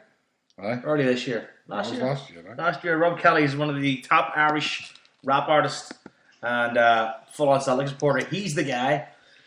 That was actually the song that we... That was the song we opened with, one of his songs. And he's the guy that... you've seen that famous Jay-Z picture of Jay-Z with the Celtic scarf? That's Rob Kelly's scarf. Yep, that's right. And we believe Mogwai. Remember he told us Mogwai tried to take full credit for that? That's right, right. So they were found out here on HomeBhoys. They were found out was the right words, found out. Absolutely. What's Paul again? Can't get Paul. Oh, there's Paul back, happy days. I don't think he's online yet. We'll see that. Let me call the number again. But what happened there was, I don't know. You didn't add him in, did you hit answer? This is podcast gold, this. Aye. This was worth waiting a hunt for 100 shows, like, no? Unknown number, we can't really call it unknown number back, can you? Obviously you can't call an unknown number back. Right. So we got Paul back on? Aye. Paul's back there. Back now, Right, you tell us that you're used to talk amongst yourself and Paul can tell everybody about his book launch. If we talk about it amongst ourselves, you'll be able to hear us, so. Sign language. The Glasgow one is pretty much sold out and everything. Sorry for that. Today we played on United on November 2nd at 6 o'clock to 10 o'clock, and that should be good. It's going to be completely different to previous launches. It's going to be a bit of a show, a bit of visual aids and stuff like that, and a bit of a story. So looking forward to that. And then the following week I'm in Dublin. That's gone really well. Something I'm really looking forward to. So if anybody wants to come along to that, they can get in touch to me or at Corner F Boy on Twitter, and you can sort you out for all the details. Then there's one in Edinburgh on the 24th of November, Sunday afternoon, which will be good. The first time I've ever done one in Edinburgh, because I never really thought anybody would be, turn up basically. But so that's good. And then I'm doing a Q&A in Larne on the 29th of November. That's a Friday night, and people can't wait to tell me I shouldn't be going there and all this kind of stuff. But you've got to take the message to everywhere. So I'm looking forward to it. As I say, the Glasgow one's the first one coming up. That's been completely stress-free now. Liam's not organising it, so. So that's Larne. So as I say, any time I've come off the ferry, it doesn't look the most welcoming of places, but I take it there is a few Celtic fans. Well, I know a couple of Celtic fans from there, so I'm sure very good. Well, that's the thing. I mean, when you're telling the story, you're trying for people that aren't totally aware of it, you're trying to tell them about how you're living in an environment where people all around them despise everything you stand for, and want you to feel everything. And I don't think you really need to tell that to people in Larne. You know what I mean? No, in that situation. So I'm really looking forward to it. The guys have been fantastic, and guys, it's in the station bar in Larne, and they got in touch with me in August and were like, listen, as soon as you're ready, boom, we want you over here, etc. So I'm really looking forward to that, and I'm looking forward to Glasgow, because the key for me with this book is to get the story out there, to get people to understand it, and get people to understand the magnitude of what actually went on, and the fact that it does actually, the information which is all proven in the book actually shows that the course of history should have been completely different to what it actually was, and my perception was certainly changed of certain people and stuff like that. And just to kind of nail this thing about big man's been paranoid. I want them to feel vindicated.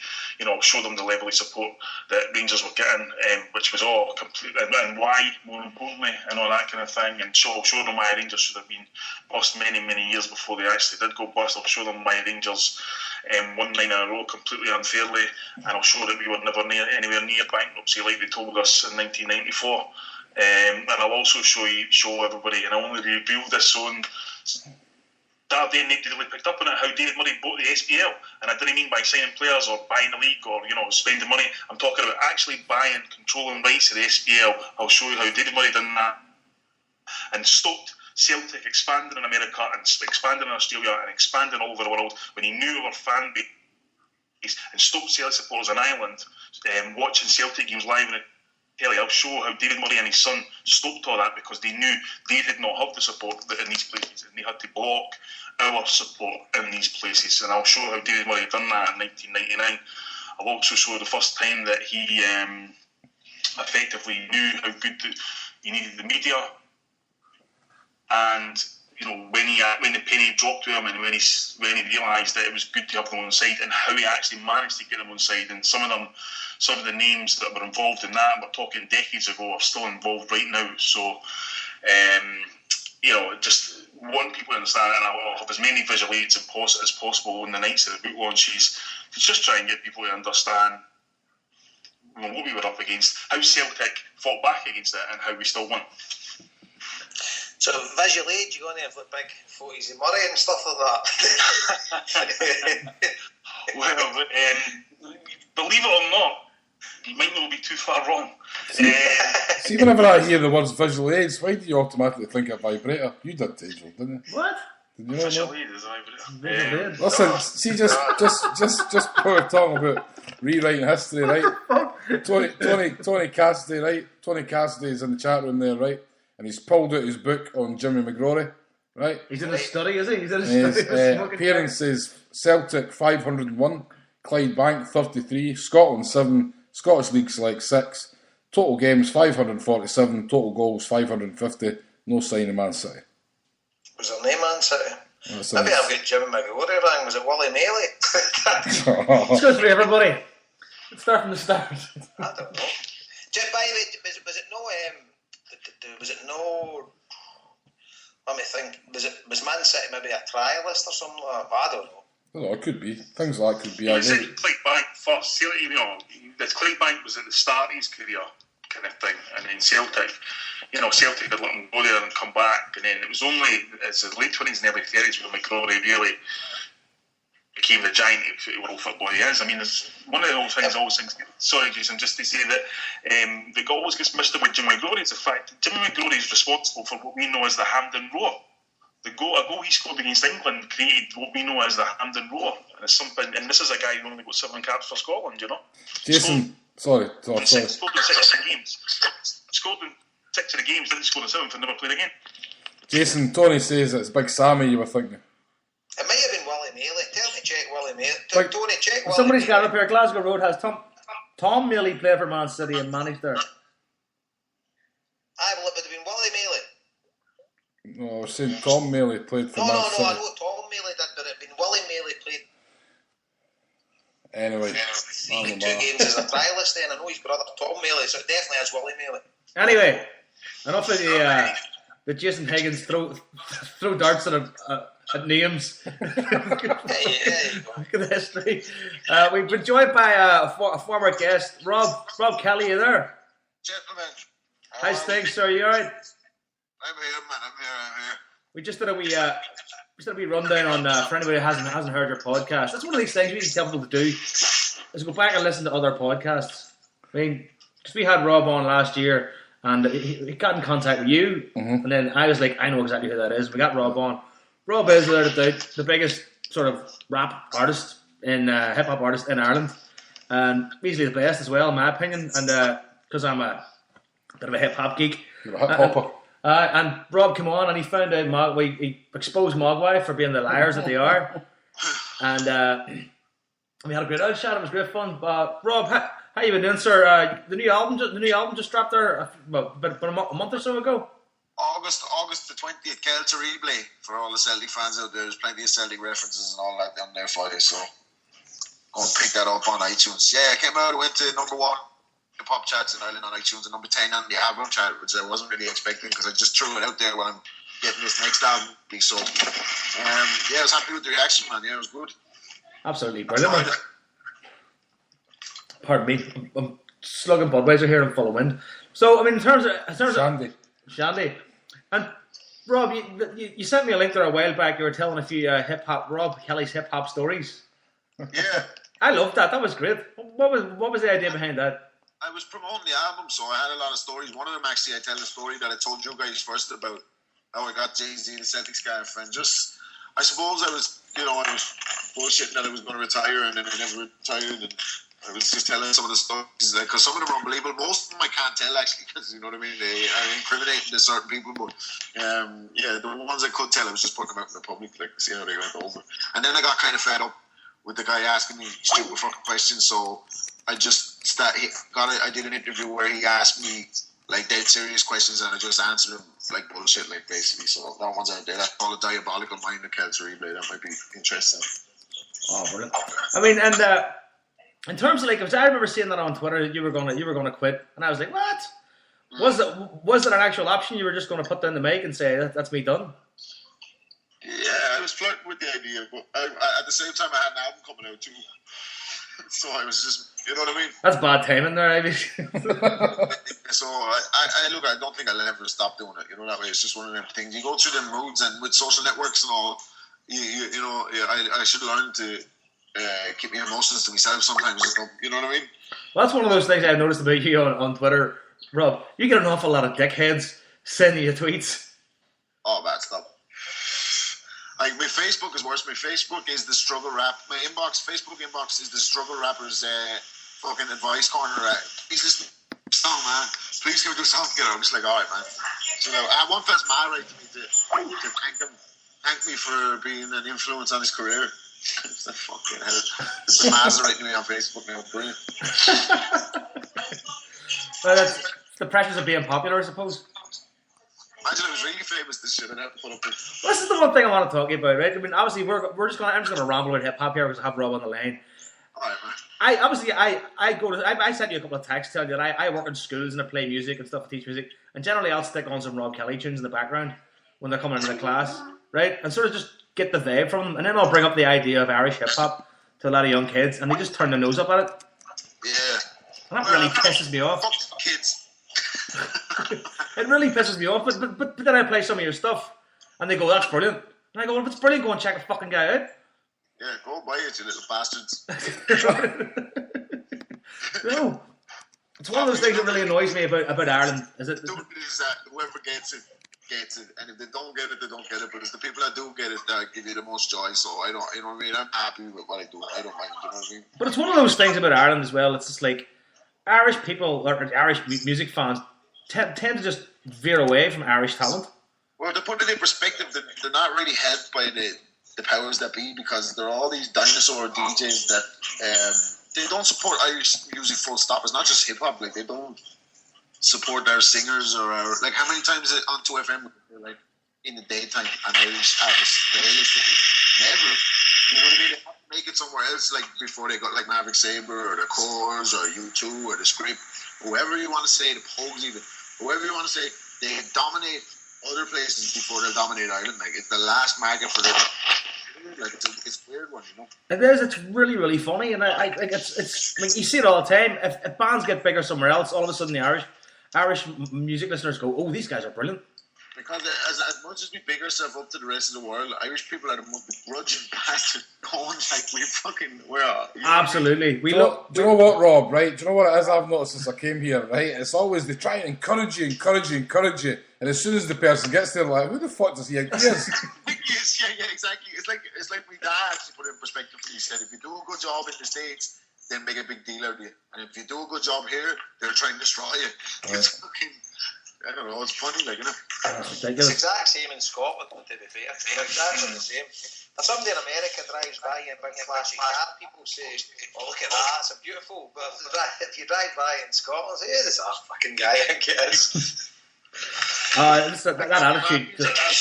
So, the Irish guy, he put it in perspective. He was like, Irish people, like American people, if they hear you're going on holiday, they go, "Oh, where you going, man? Oh, Thailand. Oh, man, great, awesome. I hope you have a great time." Irish people go, "Where you going on holidays?" You go, "Thailand." You go, "Wanker." why are you not going to start the ponds like everybody else? Yeah, exactly. Oh shit! I had a fucking. Did I ever tell you that story about when I was in Santa Ponza? No. I was in Santa Ponza for my 21st with the girl I was going with at the time, and it was a first holiday, and it was all romantic, and I went down booked the travel agent, and we're like, "Oh yeah, it's going to be nothing but Irish." So I'm thinking, right, cool, first day, Celtic shirt. Now I'm blind as a bat, so I'm on the 4th floor, and my flight was at the night time. So I'm walking down, and I could see this sea of blue surrounding the pool, and I was like, that must be 18 to 30 reps or something. I don't know. I can't see. I get down the fucking, and then you could hear a pin drop. The whole fucking place looks around, and I'm surrounded by Huns. I mean, it's like the Alamo. They were all booked into this hotel. Every one of them in the kid, from the kids down, all of them. And I'm the only one in a Celtic shirt. And I went, "Oh, fuck's sake." And the girl goes, "What's wrong?" And I said, "Nothing. It's don't worry." And she said that really loud. Is it because you were in a Celtic jersey? I said, "Shut the fuck, you want to get us killed over here?" So I had to go through them every night. So when I used to come back, like from being downtown, they'd all sing the sad chat. And I kicked the thing up at them. Oh, man.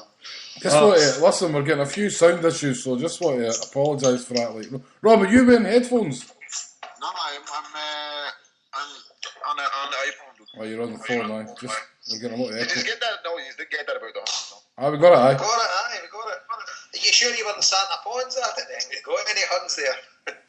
That's what I thought. It must have been a tin travel agent playing a joke on him, because they put him right in the middle of the fucking. But they stayed up on the other side for the whole holiday anyway. They didn't come outside the hotel. Yeah, they don't mix well anyway. That's a universal truth. That was all right. We were having a banter, and we were talking, and we were having a bit of crack and all that.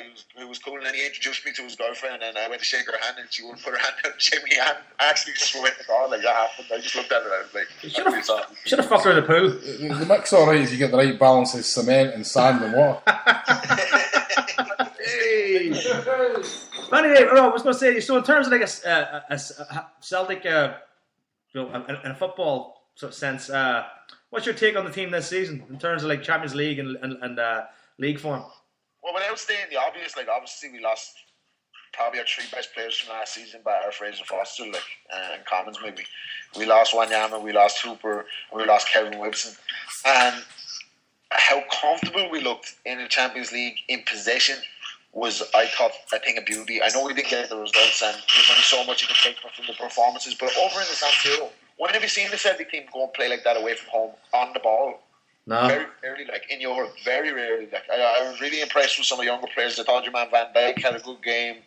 I thought Ambrose still gives me fucking bomb scares when he comes out of the fence running out like he's Rio Ferdinand or something. But I think like the team is a lot weaker on paper than it was last year, but we've given a good account of ourselves in your league form. Let's be honest about it. We could put the fucking reserve team out and we're going to win the league. Like, absolutely.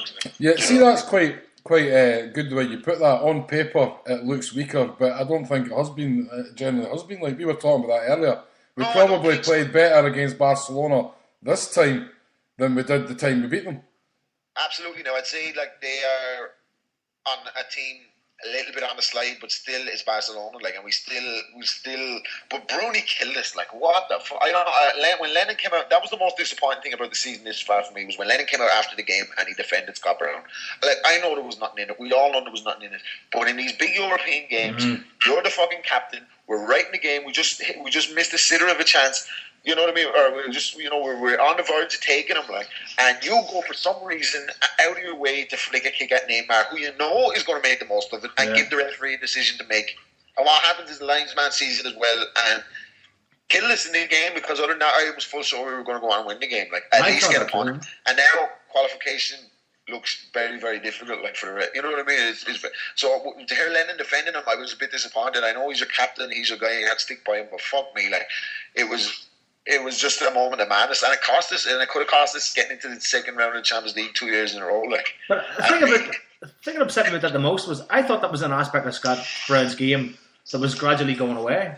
That sort of tempestuous, that sort of hothead. And the amount of times he's done it in big games is the disappointing thing. You know, he was flicking around. He was getting a bit agitated. You could see it was coming out of him. But the amount of times he's done it in big game, like he gets involved with Juve, he got himself sent off with Will Lafferty before in Old Firms, and more often than not, earlier in his career, he was becoming a disappointment because he has ability, but he was becoming a disappointment. I thought it was gone too, and then to do that at that time in the game killed us. There was an interesting interview with Peter Grant the next day after the game. And he was talking about when Mowbray gave him the captaincy, and that was specifically to try and put a bit more maturity because he says he has a complete head case, and he says, look, we'll give him the captaincy, try and calm him down, try and give him a wee bit of responsibility, and that was a big part of why he was made the captain. And I think to a certain degree it has worked, because those things are sort of few and far between now, but when it's a big game like that, it is disappointing. I mean, Jason, I spoke to you about it the next day. We were like, no, there was nothing in it. For us, that's not a red card, but why give the referee the chance to send you off and stand right behind you, Jason? Like, it's Rob. Sorry, mate. To say about Lennon backing him, I think part of the reason was it was just after the game, you know, and he's got a mic thrust in front of him.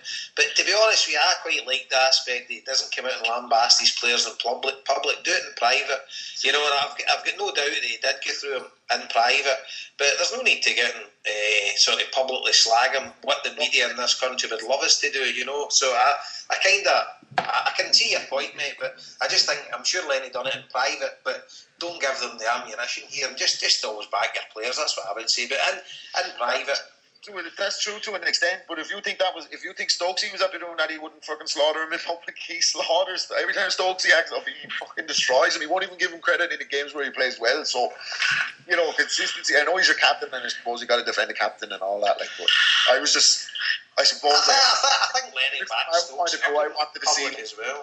Huh? I think he praises Stokesy as well. I think Lenny doesn't lambast any of his players in public. Not what I've seen. Well, he did slaughter Stokesy that time when he was entertaining for the cup final, and he dropped him. He did slaughter him that time, maybe deservedly. Like, you know what I mean? Stokesy probably needs that anyway, because he's a fucking other head of the ball, isn't he? Like, so. The thing is, you can tell by Scott Brown, I've seen him even in interviews in terms of behind the scenes stuff, that he is a live wire in terms of his personality. Like, I mean, he's a real joker, but obviously there's a real. I don't know if you can call it frustration. I'm a big Brown fan. Like, my dad slaughters Brown. Like, he never fucking had faith in him. He didn't like him when he was playing. I still think my dad hasn't forgiven for when he headbutted Lennon when they were at hit. He's dead on Scott Brown. Like, but I've always bigged him up and publicly bigged him up, and I was just disappointed in him on the night. But look, if we could get something out on one of the away from Barcelona, and we could manage to get results against it, Ajax, which is not going to be easy either. Like. I think we have a shot. Like, but it's going to be difficult. But I think, like, if we could get that third spot, it would make it interesting. Because if we got into the UEFA Cup the way they're playing at the moment, we might go on another journey. Do you know what I mean? No, that's kind of the way up you're doing right now in your head. Going like, I think we could go out and beat Ajax twice and probably beat AC Milan. I'd possibly get something at the new camp. Right? Obviously, this is pie in the sky. If we beat Ajax twice and beat AC Milan, we'll be through. We'll be through with 9 points. I honestly think that could happen, but then again, you're thinking, do you want to beat Ajax once and then fall at the next hurdle? I don't know. I think it's still open, right? But I think the Europa League would definitely be something for us all to really, really look forward to. Some teams in there, Spurs are in there. There's a good few ties that we could, you know, and the way they're playing it, I thought Mulgrove's been playing particularly well in games, and Chris Commons was very, very good. Chris Commons, I think, has been fantastic. But the thing is, if you're a team coming from the Champions League group stages into the Europa League, you've got an advantage if you're playing. You just come away from playing top opposition. You know what I mean? And now you're kind of taking a step down. You have to say, like, we've played nothing but the best teams in the last. We've had a horrible draw, obviously, because of our season, but we've had the best teams in the world and coped adequately with a bunch of young players. Like, I mean, to see Van Dijk playing like that, and Forster coming into the way he's playing at the moment, and. You know, we seem to have a bunch of players now that are in contrast maybe to the Mowbray days where everyone was playing for the jersey. Like, yeah, even the new guys. Even the new guys like Van Dijk. You know what I mean? Especially the new guys. So that's really good to see as well. So I think Bortinger, or what I can't pronounce his name, the guy. Berichter. I think he's going to be good when he gets a few games. Like, I think so too. He looks like he could be our flair player. Yeah, he can change the game, I think, a little bit. He's adventurous, and I mean, maybe he'll come back and do the scripted football on his own team against Ajax.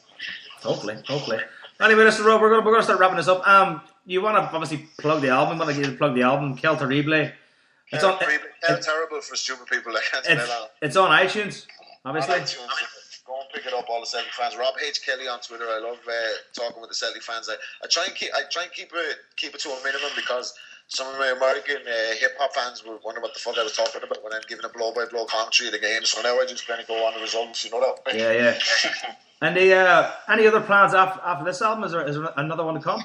Yeah, I have a new album coming out on a label in America called Commonwealth. They would have put out Slain stuff. Oh. They're based out of Boston, which is a big market for me. So I have an album called Black Irish Road, which will be finished in 2 weeks, and then it's over to the label, and they'll have a release date. So stay tuned. And any chance we'll hear that the controversial Dropkick sample? If you go on YouTube, it's there. What I say is, as well, I want to just address quickly that Miley Cyrus is Robin Henry Larson style these days with her tongue out all the time. With the tongue out? Yeah, if anyone noticed that, I think she's got that off King Henry. Not a bad road, mate. It's great to speak to you again.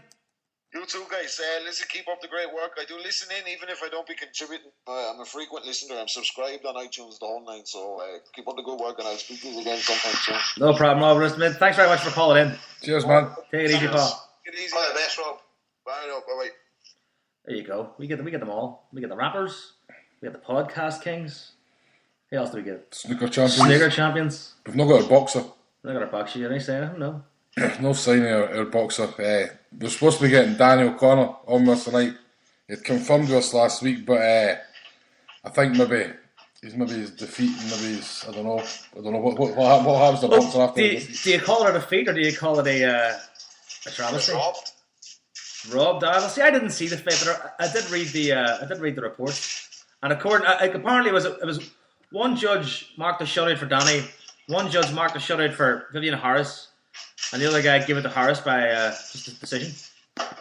So how can one give a shot out to one and one give a shot out to the other? That's insane. Is that incompetence or corruption? I don't know. I'm not boxing. Years ago, I was watching with Harry Carpenter and Sports League, Alan Minter and stuff like that, Jim Watt and everything. But see all these 652 belts for the same weight, things like that. I don't know. It kind of does devalue it a wee bit, like when you go, he guy won the belt. What belt? Fucking there's an end of them, you know what I mean? And I think it depends on who your manager is, whether you get the fight or not. Well, yeah, it's true. But like the talk has always been, I suppose in the past, the way that Danny's up for a title shot. See, a kind of a dubious loss like that, I suppose. I mean, does that register, I wonder, in the world of boxing? Is it just kind of like, well, the guy lost and that's it? Or do they look at it and go, well, you know what? He lost, but he didn't lose. I don't know how that works. You know, he lost, but he didn't lose. That makes any fucking sense, Paul. Paul, are you still there? I am, aye. Any joy? Jason, are you moving a bit or something?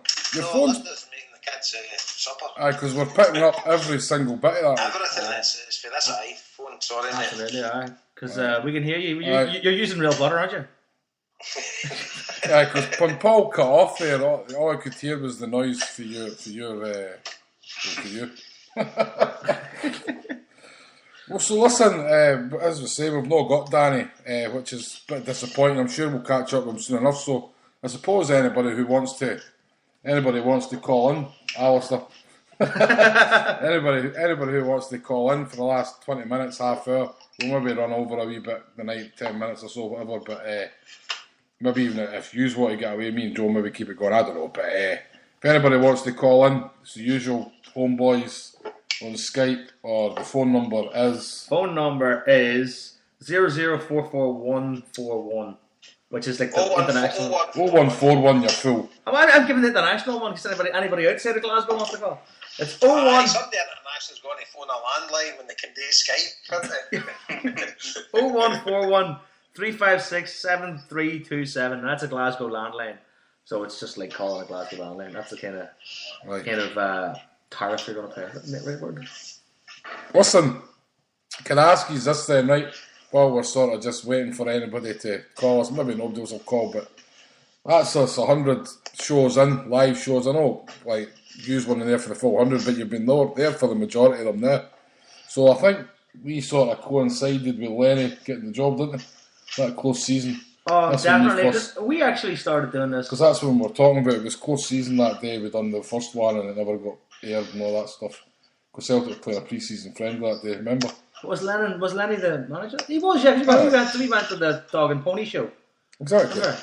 So what I'm going to ask is, Jason, your highlight since Neil Lennon become manager of Celtic, the full-time manager, your highlight and the biggest disappointment, which coincides with being on the show. Maybe it's something to do with the show, but I don't know. My highlight since Lenny's became the manager. Yeah. I'll go to Paul first. I'll have a wee think about it. Let me think. I would probably say it was 6-0 game at Kilmarnock because, less than a year before that, Lenny was getting bombs and bullets and all this kind of thing, and it seemed to be the whole club was under siege with that kind of nonsense. And so to see him kind of celebrating that kind of so well, and just to get that achievement and get that kind of, and then what he said that day about becoming a Celtic manager was great, but he wanted to become a Celtic manager who won leagues, and that's what he done that day. And the disappointment, I think it was probably this August, I think, when Lenny, after the Carragandi game, kind of, let people know that he didn't feel any back properly in the transfer market to be equipped to go to the Champions League. And that is disappointing because I think that, this club and the money that's came in the last few months and stuff like that, at some point we have to realise that we've got a great manager and that we could create a real dynasty here. And if Lenny's frustrated, there's kind of geeks him closer to the door. But I have to say, I don't think there's a man in world football I'd rather have in a job than him, quite honest, because not only has he developed as a manager and he understands players, and he obviously made mistakes, show me a manager that hasn't he? Most importantly, he understands us, and I think that's a huge part of being Celtic manager. He is the epitome of us on that dressing and on that dugout, I beg your pardon, Mm-hmm. Well, we've actually been joined by a caller, just Jason, so you're off the hook again. We've been joined by a caller. Is that you, Alistair? How did I guess? I'm on half days that I call you and Joe. You've been sitting there. You've been sitting there on that speed dial. Well done in your 100 Centenary podcast, by the way, and loved every single one of them. But especially What a Week, which would be the podcast that would be the week after the Barcelona game, which just brought back loads of memories. Mm-hmm. And the whole thing's been great. So well done and good luck in your next 100 and counting. And we'll go from there. But I wanted to talk about Peter Grant's interview. And I thought it was finally order. If you heard the full interview, it was like Scott Brown was to blame for the whole Immoble's incompetence as a manager. That's what the way I took out of it. And I just thought it was finally ordered. Would you say that about Danny McGrain writing a form stay? I don't think so. But I mean, the boy made a stupid mistake. But it was very hard. When you consider a year earlier that Alex Song got away with and Marcarano got away with, would the Barcelona player been sent off for that? I don't think. But it's a good point, Alistair. Stupid mistake. No, I think you're right, Alistair. I mean, I thought Peter Grant was completely an absolute disgrace. I mean, I've lost all the respect for Peter Grant over the years anyway, but you really, I mean, to speak such utter crap about Scott Brown losing the heat at Ibrox. Scott Brown never lost the heat at Ibrox. Kyle Lafferty assaulted him, threw him to the deck, and he got a red card for it. I remember that game. I mean, everybody remembers that. Right. And certainly Grant, You're right. I mean, Grant, he's given it the big one about, and then we lose a goal to Edu and all that kind of thing.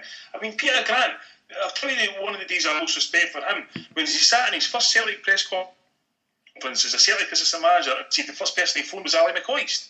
It's just, I mean, Peter Grant never set foot at Selly Park, and now he's up trying to give it. You know, he never set foot at Selly Park in the whole time he left the club, and now he's up here trying to get another job, and suddenly he's everywhere. And what's he do? Takes Andy Walker out slagging us off.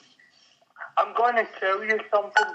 I was at Pretoria when he was doing work for BT, and all the Celtic fans were applauding him. And I turned around and I thought, I myself never said anything because every Celtic fan entitled to their own opinion. I mean, I grew up with Peter Grant. I swear to God, he was a sword when he came as assistant manager. It was a completely different person. I mean, I couldn't have sat there and let Mowbray treat Lennon, John Clark, all them the way he was treating people, not going on team buses. I just thought it was bang the order. I mean, it really pissed me off. It really did. Aye, and I think it's quite funny that Peter Grant's never worked with Tony Mowbray again, and yet suddenly it's everybody else's fault. I think Peter needs to look a wee bit more inward at Tony Mowbray. Tony Mowbray was the problem when he was there. End of story. I know. Taking the chin. I just find that deplorable. I mean, that's the one thing you've got to do. Self Conan's respect for. They never flag their own, but so-called Celtic men just love doing it. That pisses me off. Really something terrible. But anyway, that's the rant over there. No, that's fine. Any of you gone Easter Road? Well, hopefully the boys will do the business, and I hope the fuck I don't meet Peter Grant, that's all. You run him over with your wheelchair, mate. Aye, an electric shock is needed. See, actually talking about Peter. See, actually talking about Peter. Me off, guys, and I had to. See, actually talking about. It's been really. Right, shut up. Right, listen. See, talking about Peter Grant in Easter Road. The one thing I will does remind me was the goal he scored. Remember at Easter Road with the convicts uniform on. Aye. Remember the yellow one with the arrows. That'd be the weekend before they got into it. Right, that was a screaming air goal, eh? I want to edge of the box. Right, now Alistair, listen, we're going to have to move on, man, because we've got another caller on the line. No worries, Harper. All the best, and I'll speak to you soon. Cheers, brother. Next week it's my birthday, so I'll probably get pissed. See you soon, and good luck with the boot launch, Paul. And cheers, mate. And I hope it all goes well. Thanks, mate. Cheers. Thanks, Alistair. Cheers, mate. Right, pal. See you later. Cheers, man. Cheerio. I never say cheerio these days. Have you ever noticed that? I never say cheerio. I said cheerio there. I remember when I went to America when I was 9, right? I said cheerio to everybody, and they'll look at me because that's a cereal over there. Cheerio. Man, keep working on the material. So listen, we've been joined by a caller who's appeared on this show, and sometimes we just didn't get him on because we can never pronounce his name. That's a bizarre picture. It looks like my balls wearing sunglasses. Arabian face mask. So you'll be looking forward to the December, the calendar, like anyway. So we've been joined by Krowski. Good one. I think that's the first thing you've got to read. That's right. Happy days, man. Aye. Well, obviously, Arsenal was talking to you for about 5 minutes to mostly kind of pronounce it, so good one. No, listen, I just want to give you a quick phone. I started listening to HomeBhoys. I don't know, I think it was probably in its early 10s, maybe 20s or something. I started listening, and it's first class. I mean, you've got what happens during the weekend and all that. You talks about some upcoming games, stuff that's happening. Some of the stuff that's kind of happened in the past year or so has been brought up on HomeBhoys. Obviously, you've had Stevie on. Mm-hmm. You've had the boys for the game week on. I mean, it's a topical show which there's no agenda today. You can come on. You're welcome to come on as and when you want. You can come on, view your opinion, and also get a bit of crack along the way as well. You know what I mean? So I think I well done. Here's to at least 100 years. 100 years. Oh, 100 years, fuck here. That Cheers, man. You know, I think we've been very lucky with some of the shows when we went live because, like say the jelly and ice cream party we had that the Valentine's Day when the Huns went down the tubes and we were live that night. I mean, it was just pandemonium. Was Tommy in Glasgow on that night? So we had callers every 30 seconds. I think there was something like 12 people on the line at one time. You know? I mean, we have been really lucky with sort of things that's tied in. But as you say, the show there you mentioned with the Green Brigade, it's actually been the most listened to on Hell Media. I think it's just under 10,000 downloads. Like, no, I mean, people can come on here and say their piece, and as you say, there's no agenda. And the thing is, we all know. I think what's good about this show, and certainly the four guys, we've got, in my opinion, the perfect balance because there's not one of us is afraid to tell the other one that they don't agree with them in the slightest. Do you know what I mean? We're all willing to fight our corners, but there'll never be any grudges held if we argue that.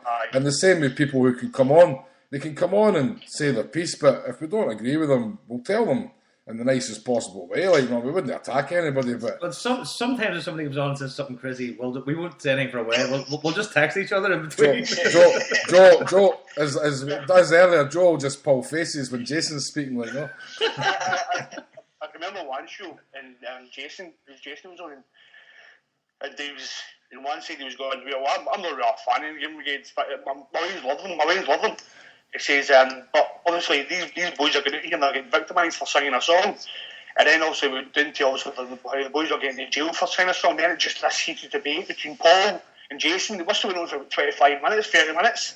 That was after a European game one night. I wasn't on that night. You were all pissed, that's right. I remember that. Was it Davy Rebel songs or something? Aye. I think I got quite heated that night. I think I was completely pissed that night too. You were pissed. Your Celtic boys, you're sure a bit of passion. You're putting your passion out there, and I mean, so that's what it's all about. And two quick points. I'll let anybody else who wants to come on the minute. See, before you go any further, do you think Harper butts in a bit much, to be honest with you? After you just put in. Yes. No, two quick points. I think it was through the HomeBhoys I started listening to podcasts. I knew I listened to quite a lot of Celtic podcasts now, you know what I mean? I think a lot of the podcasts have got to thank HomeBhoys because you've kind of started. Like, I know you didn't start it, I know those podcasts before yourselves, but you've also been a kind of more regular thing. It was like a kind of weekly thing. So obviously for me, I think I started listening to other podcasts through yourselves. So obviously big up to you in that sense. But just before I go, Joe, no, just see. Well, you made that point. See if I can just come in on that then, and butt in as Jason, right? See, it's nice. It's nice of you. It's nice of you say that, right? And I will agree with you to a certain extent because I think we proved that when the boys were all listening to Celtic Underground and Lost Boys, which are quite, let's admit, pretty polished podcasts, right? I think we kind of proved that any numpties can do it. Absolutely. So that did probably lead to open the gates for everybody else. We were the lunatics that tried to take over the asylum. You know what I mean? We were just everyday Celtic fans. You want to obviously give an opportunity for fans to phone in. I mean, so. But see, when we started this, I mean, one of the things I think we wanted to do in the beginning was just connect with people. Aye. I mean, because Twitter was good for that, Facebook's good for that, and then this became even better for it. Like, and some of the experiences that we've had coming out of this, like, I mean, you got the likes of going to Glasgow for Paul's book launch. You know what I mean? Going to Belfast to be Jason for the first time, which is an experience in itself. I think as well at the start, it was aimed at expats to sort of be able to connect with each other and come on and talk to other Celtic fans and just another avenue, like, no, but then it sort of developed into somewhere with it as well. You came up with the slogan, Joe. Turn off Clay, support your side. Aye, and I mean, a lot of Celtic fans you talk to, well, they don't need this sort of medium because they've got their mates down the pub and they talk to their mates. But I just think it's great just to tune in on a Monday night. Like, no, obviously I think it's great. I'm fucking doing it. One of the things that comes to me, I always think about is remember Terry O'Neill called in a few times. Remember Terry? He used to call in Clyde, and they would always cut him off. And I think it was the first or second show, and they said, "Can I come in here, boys?" And we were like, "Terry, say what you want. We're not going to cut you up." But it was just obviously we used to Clyde, and what maybe thinking they would cut him off short, whatever he was going to say. And I'm like, "No, it's your podium, mate. Just speak away," you know. And it's things like that. And see, because it's live as well, we don't rehearse anything. You know, we Skype in 2 minutes before we come on live, and then it's just that's it. Just take it as it comes. But we obviously discuss what's happened in the previous week and what's going to happen in the upcoming week. But apart from that, anything goes. I mean, even for this 100th show, the complete lack of any preparation was. There was a couple of texts sent today, and that was it. But it was the past few weeks, we were trying to build it up. Going, we're going to have guests. It's going to be amazing. I mean, we're going to be doing lateral movement at half-past living room. Today, can we have a computer working? Before I go, kind of one thing. If I pick up one memory for all these kind of 40s doing your shows, right? Harper is always him chatting over a can of beer, right? He's careful about the sound effects with the beer, right? There you go, that's it. We had that queued up, so we did. Jason, where were you? Where did you phone in from in Spain? Where was that again? I phoned in abroad a couple of times. At the time it was Estepona. Was it not Lisbon? No, you phoned in for... He did live in Lisbon now. The European trip, I phoned in for there with Big Tommy for New York. That's right, because you had the boys in for the States one as well, so again it was quite good and all. Joe, your song, A Boy, is one of my favourite Celtic songs, mate. Honestly, I play it all the time, mate. Absolutely all the time. It was a shouting tribute to the big boy Bobby. Another thing you've done for Celtic supporters, boys, so well done to that.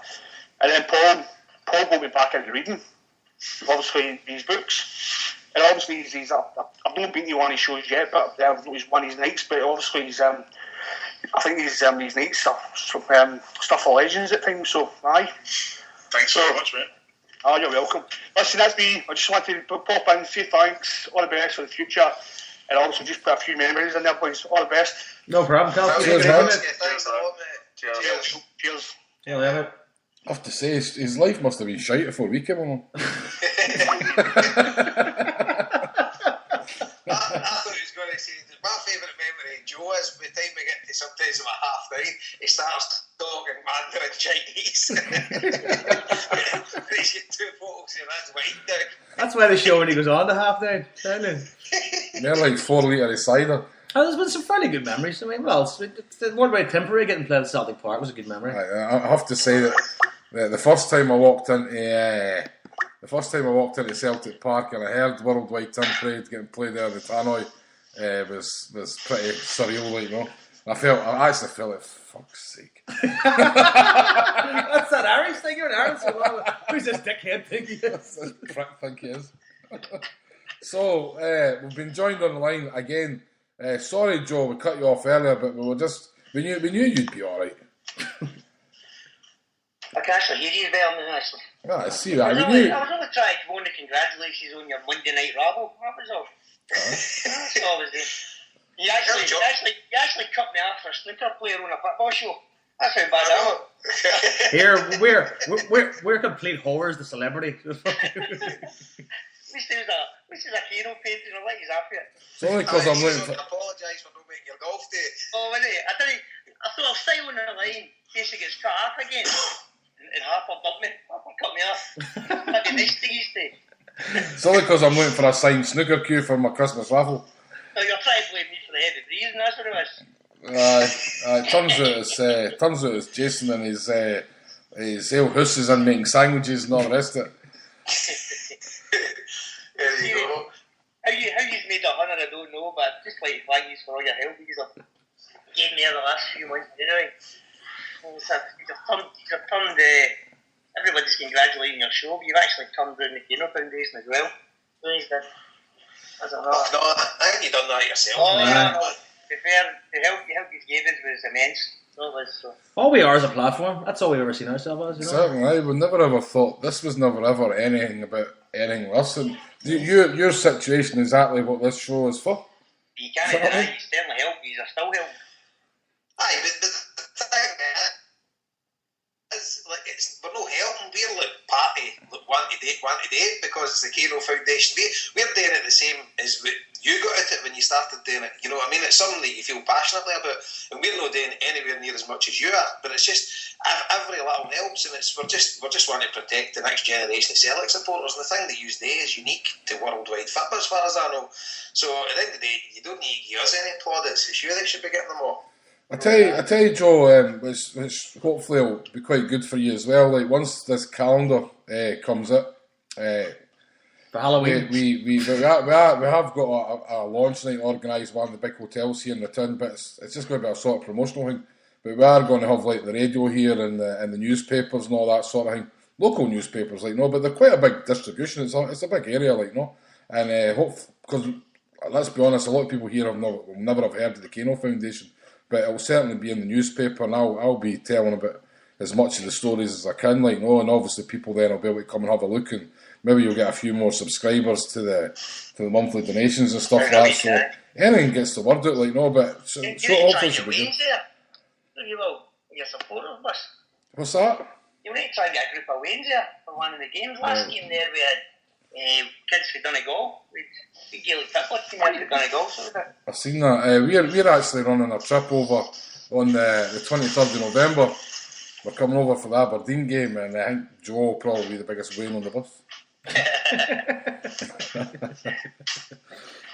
But I think we've always wanted to just basically help and further anybody else's cause and help charity. That's the whole thing with the Thai Tims. We wanted to do a lot of work for them. Anybody that comes along, we're just open for anything, you know. And I suppose whenever the Kano Foundation sort of needed help, I mean, we were all stood away saying this is top priority here. Mm-hmm. You know, this needs to be done. You know, because it was such a worthwhile and serious, you know, cause, I suppose. You know? And if anybody gets the Kano newsletter, I'll get a wee interview in it this week. Hey, Joe. I actually seen that the other day. I didn't see the first one. I seen the second one. I didn't even know you were doing it. Aye, well. Was it 10? I contacted us and says, can you pen a few words? So I did. There you go. Was it 10 top tips for drowning your wife? Was it? I mentioned that on it. So what's next for the Kano? I know Christmas party. Tommy's arranging the Christmas parties. Are we getting that sorted? Anything else? There's a Christmas party every year at the Celtic Club. So we try and get kids all areas. We got kids for Dundee and that last year. So we did. This year actually on the Celtic Dream Show on Friday offered kids for Made House. He made a food bank thing. It was on. So last year was on that song, we made a food bank. So I offered to so many places at it. So I'm talking to her at the moment. Try to get a few kids in that area this year. After that, I think it will be the end of season dance. Tommy's trying to arrange something in one of the hotels in the town. So right. He's trying to get a big fancy guest, but he's struggling at the moment. We're still trying. Never say never. Okay. Speaking of Mary Hill there, we have a tweet from earlier on, but I didn't get a chance to read it. It just says, we shout out for mask collection for Mary Hill on the 27th to coincide with the game. Who's that from? Good up sign today for the food bank is Stephen Celtic Big Partick Thistle. They're asking Celtic fans to either give a donation or bring tins of food or some vegetables or for the food bank. So they're trying to get a mass collection the day of the Celtic Partick Thistle game. I've got tickets for that. Me and Liam, Bromley boy, we're going down to that. It's a free, we're going to be day out. So is that the game in a couple of weeks at the end of this month? Aye. Get yourself a Lidl and get yourself a wee $5 bag of messes for them then. Right. I think they'll be taking money as well. Yes, I'd imagine it would be, aye. Right, they're doing it from it, didn't they? Okay. So we'll publicise that each week before we go there. So that's good. Right. That's only two weeks time. It's only 2 weeks or something, isn't it? Aye, it's Hibs away this Saturday. It's first Saturday the following week, isn't it? It's the bank holiday weekend here. Sunday week, aye. Aye. You're asking what's happening with us. We've actually got 2,000 kids coming up. It's soon at Christmas time. We don't know when it'll actually fall. It'll just be before Christmas or just after Christmas. But that'll be us had 2,000 Waynes at the football in 3.5 years. That's amazing. So hopefully a wee publicity's done about that. Aye, absolutely. That's great. And as I say, always for anyone that's listening to the end, he's got any contacts, any ex-players and stuff like that, get them involved, get some. Because as I say, Tom Boyd, he must be the stalwart of the Kano Foundation for like a celebrity level. Because the work that guy puts in for you is second to none, isn't it, Joe? And he's fantastic. He's there all the time, so there's anything to read up. He's just amazing, and you hear he's at was it did Chris have him interviewed in the history podcast? Who's that? Tom Boyd. Aye, that was actually the first.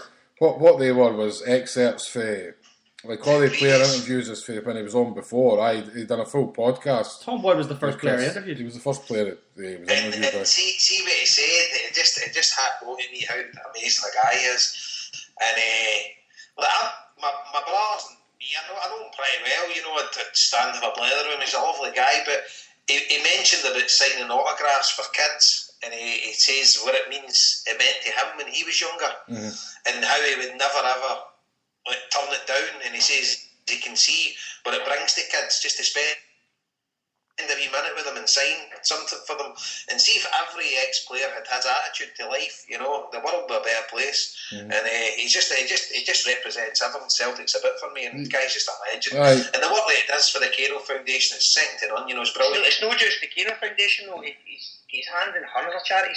He is. Aye, I can imagine so.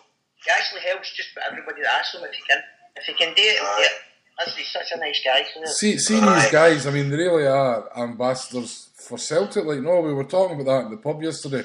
The St Margaret's bus here and the area had a dinner dance on Saturday night, and they had Tosh McKinley, Bertie Auld, and John Fallon there as the guests, and the boys were saying actually Tosh McKinley should be a stand-up comedian. They were saying he's absolutely hilarious, like, no.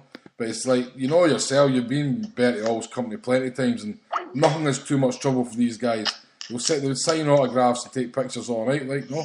And they were saying Tosh McKinley and John Fallon were exactly the same on Saturday night. So I mean, it's a pity some of the modern day players didn't have that kind of sort of outlook when it comes to the fans, like, no. We're just getting started a wee bit more distant, like, no. It's a pity because Stokesy was actually booked to come as well, but he got called into the international squad, so that put paid to it, like, no. Because I think Stokesy still enjoys a wee, I think you see someone pint with the fans. You see someone like Niall McGinn who's paying his own flight to go over to Vegas a lot. You know what I mean? On the rip. Did Big Andrew keep his cleats on Saturday night?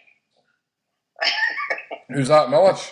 Aye, Big Millish. Aye, see, I was. Fairly close, To be fair, I wasn't there. I was at something in Dublin on Saturday night.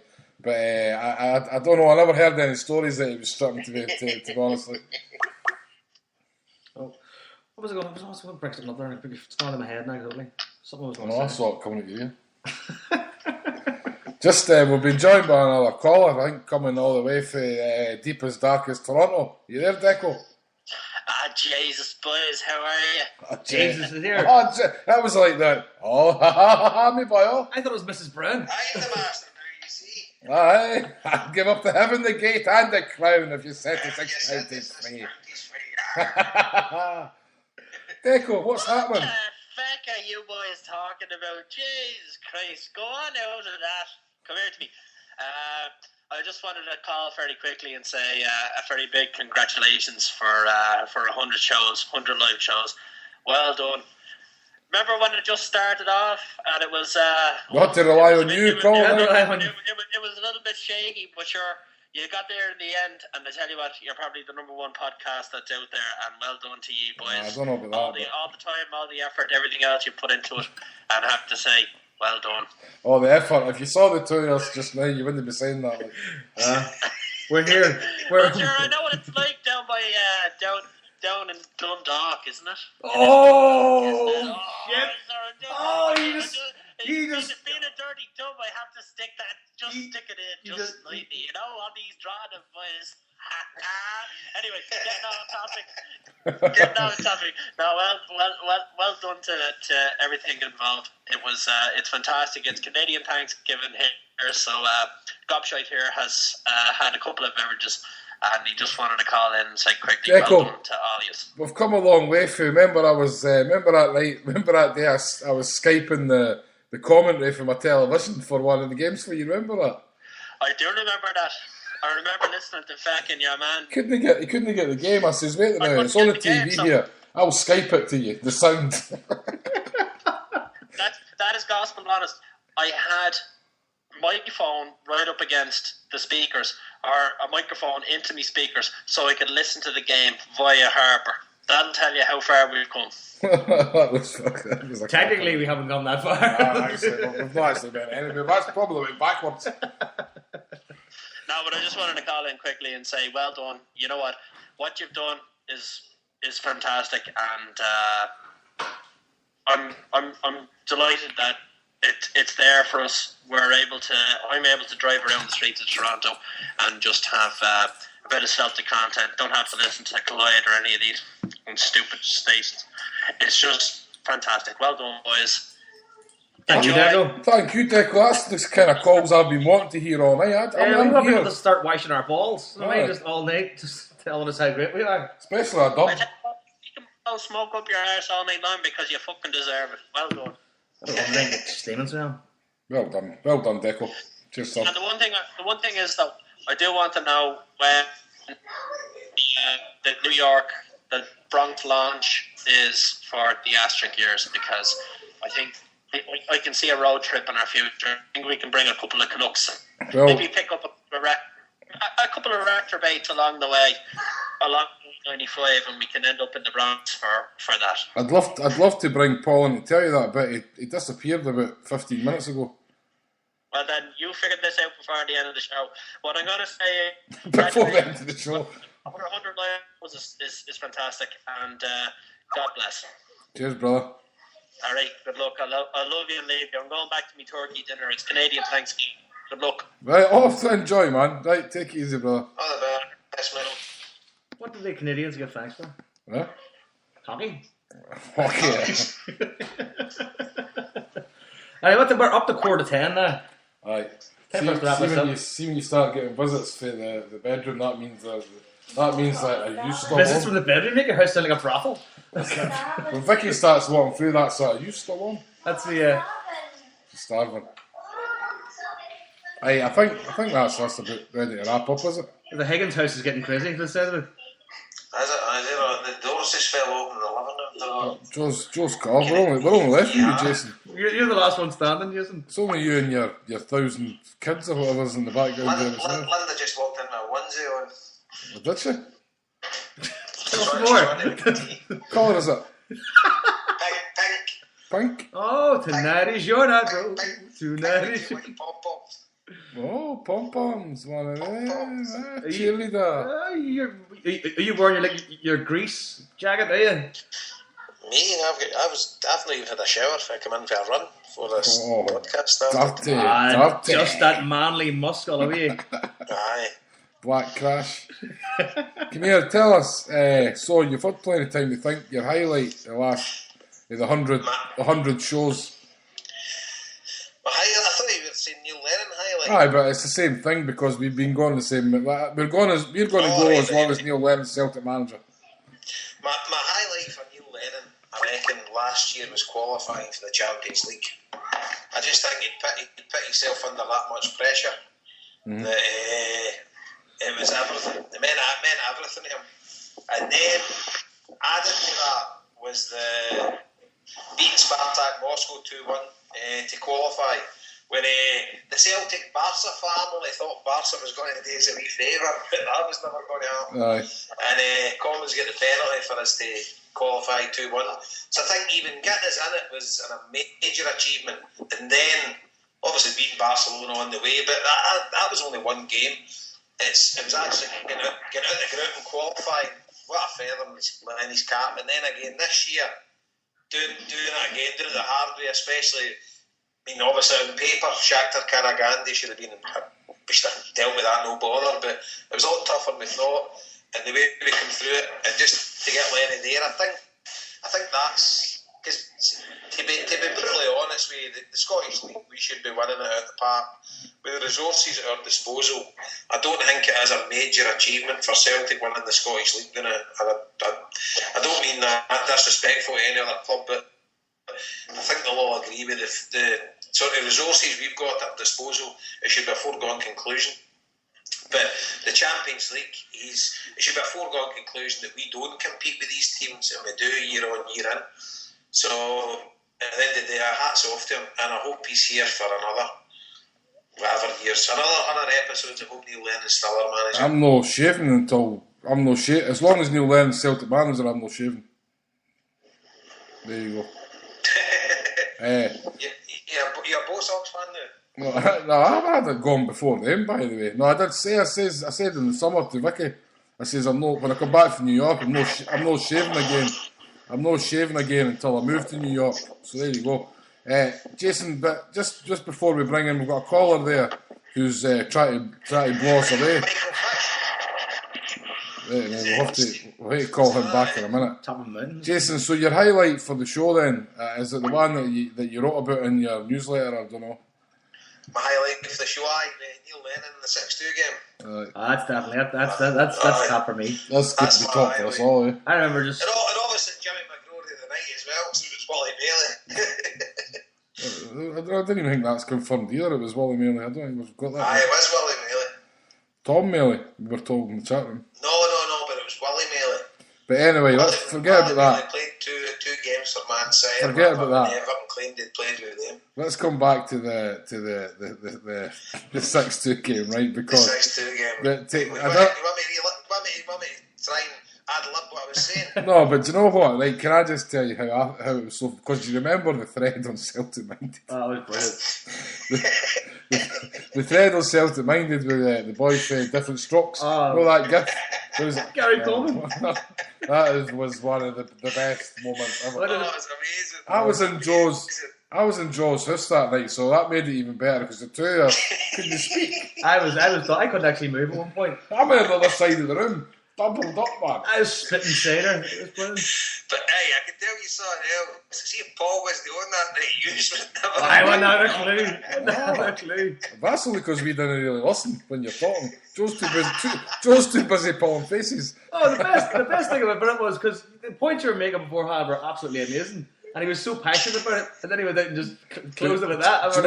Do you know what the thing is though? See, ever since then, everything you say now is dissected. Everything is said is he got that? We're looking for another one. It was brilliant, you know. That's brilliant because I love taking the piss out myself. You can't take the piss out yourself. Definitely, man. You know, and that's probably my favourite moment because I've never laughed as much. Because when Paul says he wasn't there, the excitement following season or like Christmas or whatever.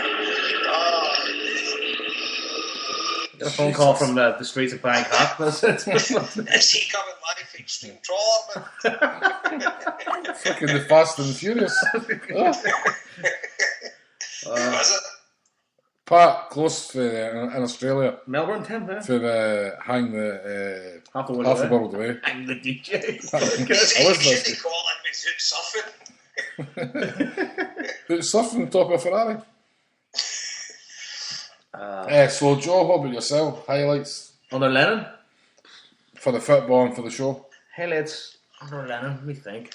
Honestly, one of my favourite highlights was drawn against the Huns at Abrax when Scott Brown scored that smashing curling. The Brunei. Because I loved that. That was great because it was we're up against 10 men, yeah. Mm-hmm.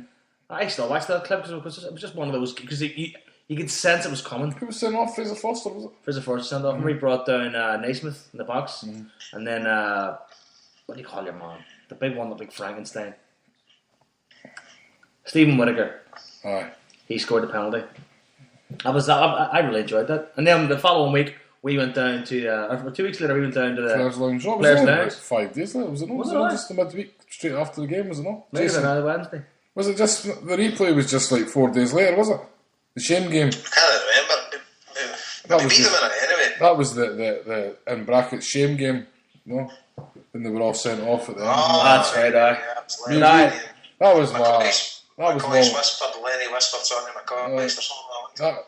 That was my only time watching the game. This fucking bill that they've got into it. That was we went to the players' lounge and watched the replay that night. That was good crack with your cousin. That's my cousin, never mind, Graham.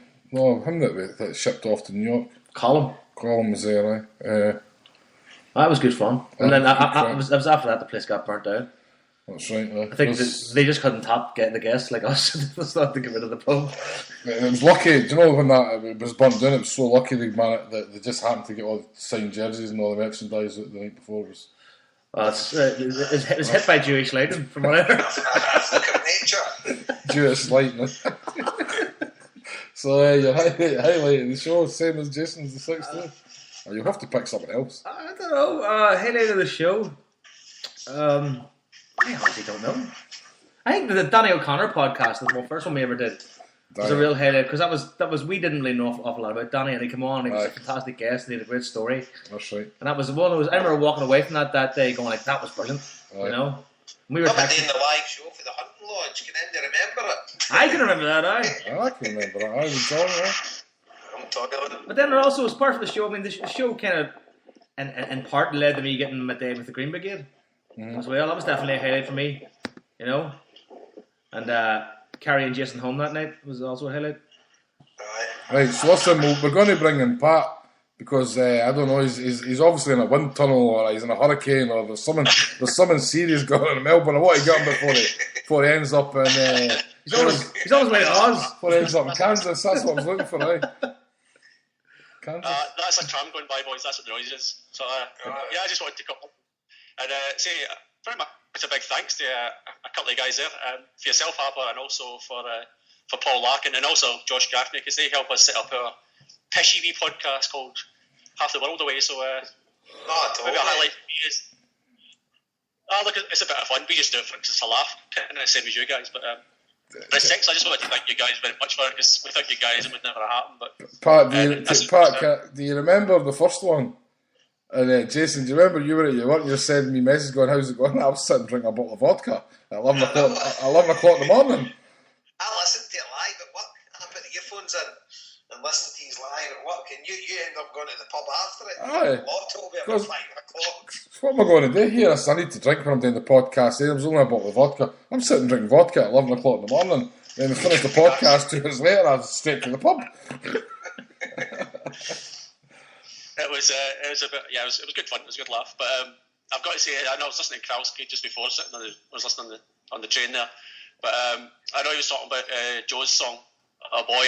Obviously, is one of his highlights. But sorry, I'm going to have to surpass that. I think the Stokesy song was much better. Yes, song was great, definitely. I completely agree. I think that should be cut to vinyl, that one, I reckon. So it was an absolute beauty. But we still haven't heard from Neil Damon though. Still hasn't gone on to us about that, thank God. We might actually. We've got a gig coming up in 2 weeks here in the. We can relive that. The St Lawrence's Supporters Club, and whether Joe likes it or no, after we've got a ballad singer on, and Joe will be going up to do a few tunes as well. I might just pull out the Stokesy song. I'll get practicing. Happy days. We'll maybe record that for you. One of the kind of highlights for me that it wasn't actually put to air was poor Josh. He was trying to do something one night. Now I went on Spreaker, you can't really hear the songs that are being played. If you're on Spreaker and Skype at the same time, the people are on the Skype call can't hear the music. So Josh tried to do something on his computer to allow us to hear the music as well.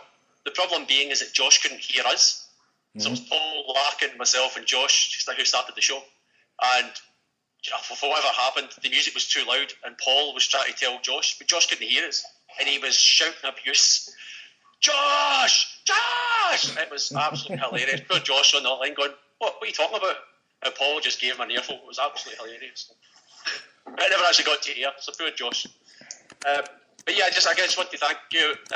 Same as Kralski, I kind of started listening to podcasts because of you guys, so I think there's many like us around the world. So when I heard Deco on, I thought, well, from Canada all the way to Australia, can't get any better than that. So yeah, you're everywhere, boys, and God bless you all. Well, that's the thing about podcasts that I love, right? Once you listen to one good podcast, then you're kind of in. And then you go searching for other podcasts, you know. And the beauty, I suppose, of Hail Hail Media is like that most of them are here anyway. You know.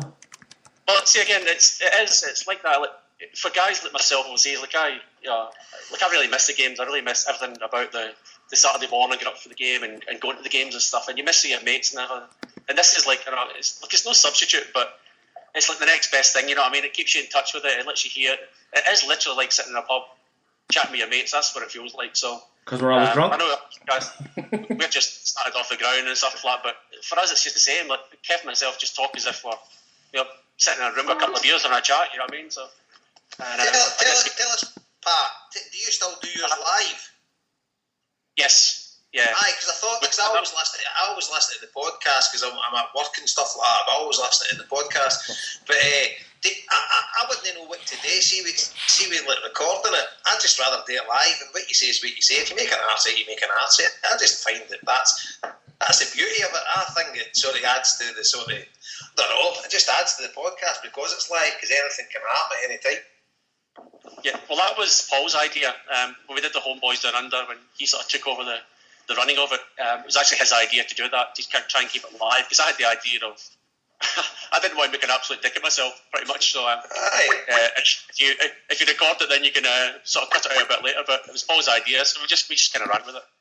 I think that's the best way, because then folk appreciate it, because everybody's just bloody human, you know what I mean? You can make an arse as long as you're up for a laugh, and if you make I make an arse of something at least once a week anyway.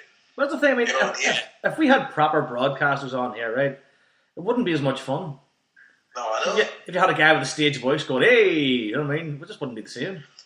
You know. See, when I've done the extra podcast with Eusebio and the athletic ones, I still do them live. Although I don't take any calls, I just do them live and then press the publish at the end. That's easier. You know, because I can't really bother to edit anything. We've been joined by another caller. It's probably going to be our last caller. Martin. I'll sign off in a second, but I'll just want to tell you that listening to your show is educational. That I never actually knew the actual game that made Neil Lennon the player he is today. So I'm that's the glad thing. to learn about that one. We bring the facts. Never let truth get to be a good story, Pat. Exactly. Right, boys, I'm standing in the middle of Buck Street and William Street in Melbourne, so I'll have to work. So I'll follow Bessie and roll in another 100.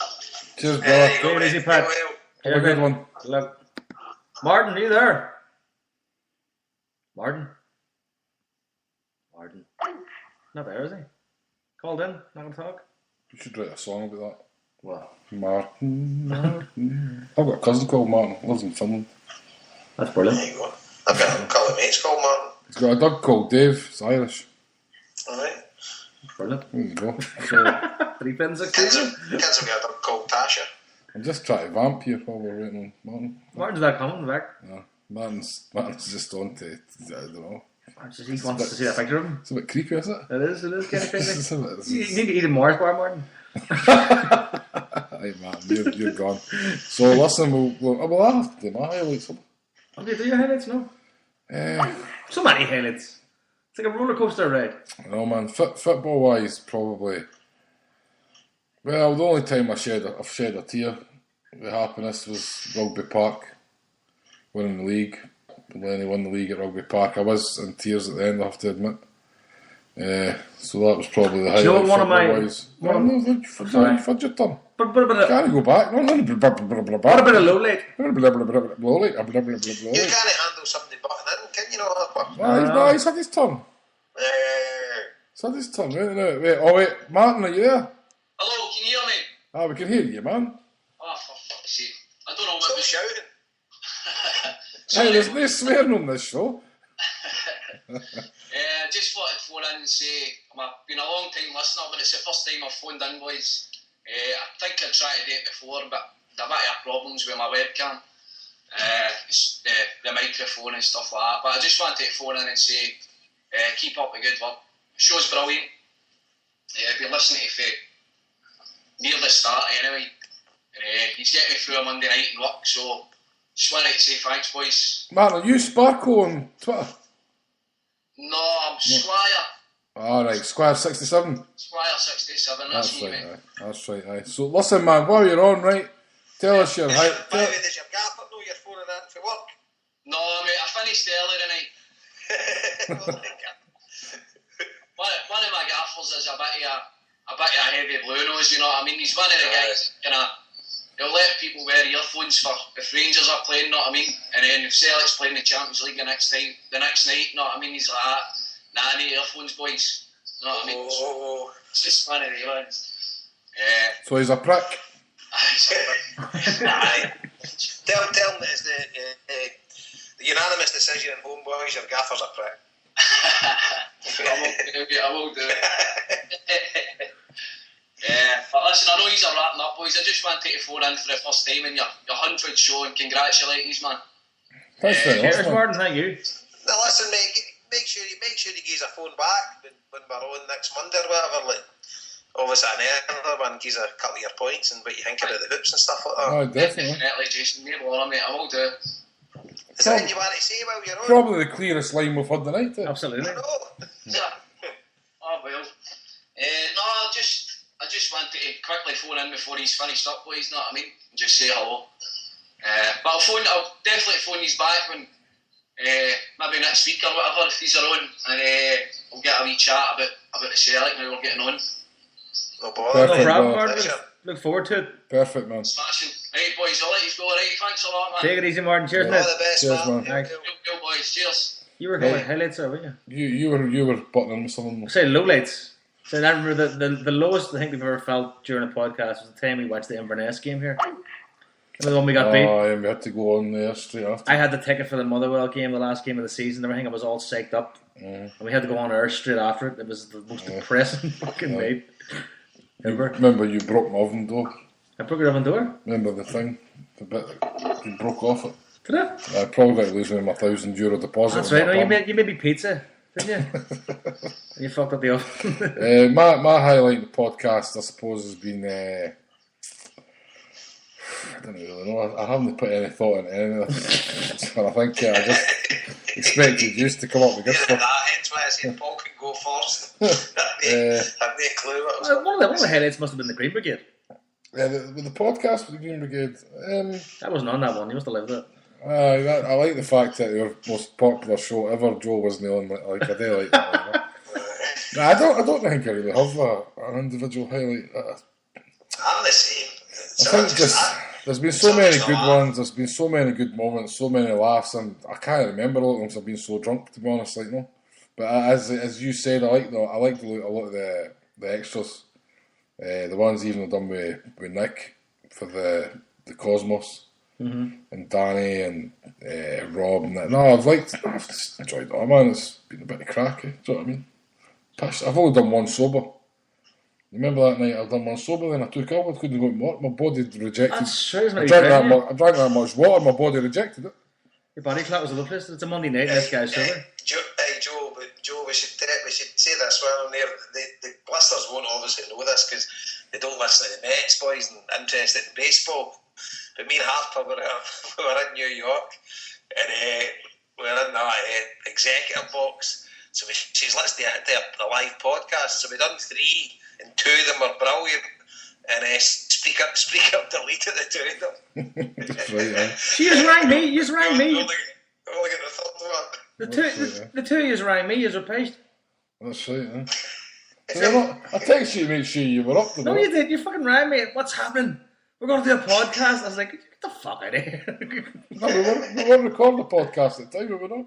I can't remember. You don't make any sense. I was one of them phone calls where I'm starting going, is that right? Bastards. See you later.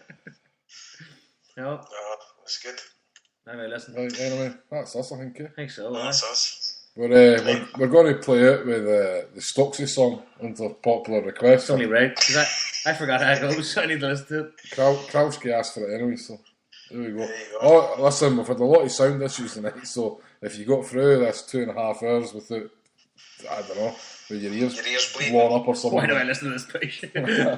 How the fuck did they get to 100 episodes? You've said you're listening to this for the first time. By the way, this is one of the best. This is the 100th episode. Joe had the internet, I had the internet. So when no to Paul's on holiday. I don't know what happened to Paul. You know, He's been abducted. I think he's maybe He's been abducted and dragged to a safe house in Edinburgh somewhere. Maybe back in jail. Maybe been carried back off by the FBI. That's it. You never know. You never know, man. The asterisks. If you go up against the Edinburgh establishment, you know what I mean? Forget about it. We'll be actually be going to the gig in Dublin. Oh yeah, when's that? On the 9th of November. Oh yeah. So anybody's want to go to that, just give us a shout and we'll... Saturday night. We don't know about this. It's the 9th. So it's a Saturday. Saturday. And before we wrap up there, anybody in the Drogheda area, as I said before, we've got a gig on Bank Holiday Sunday.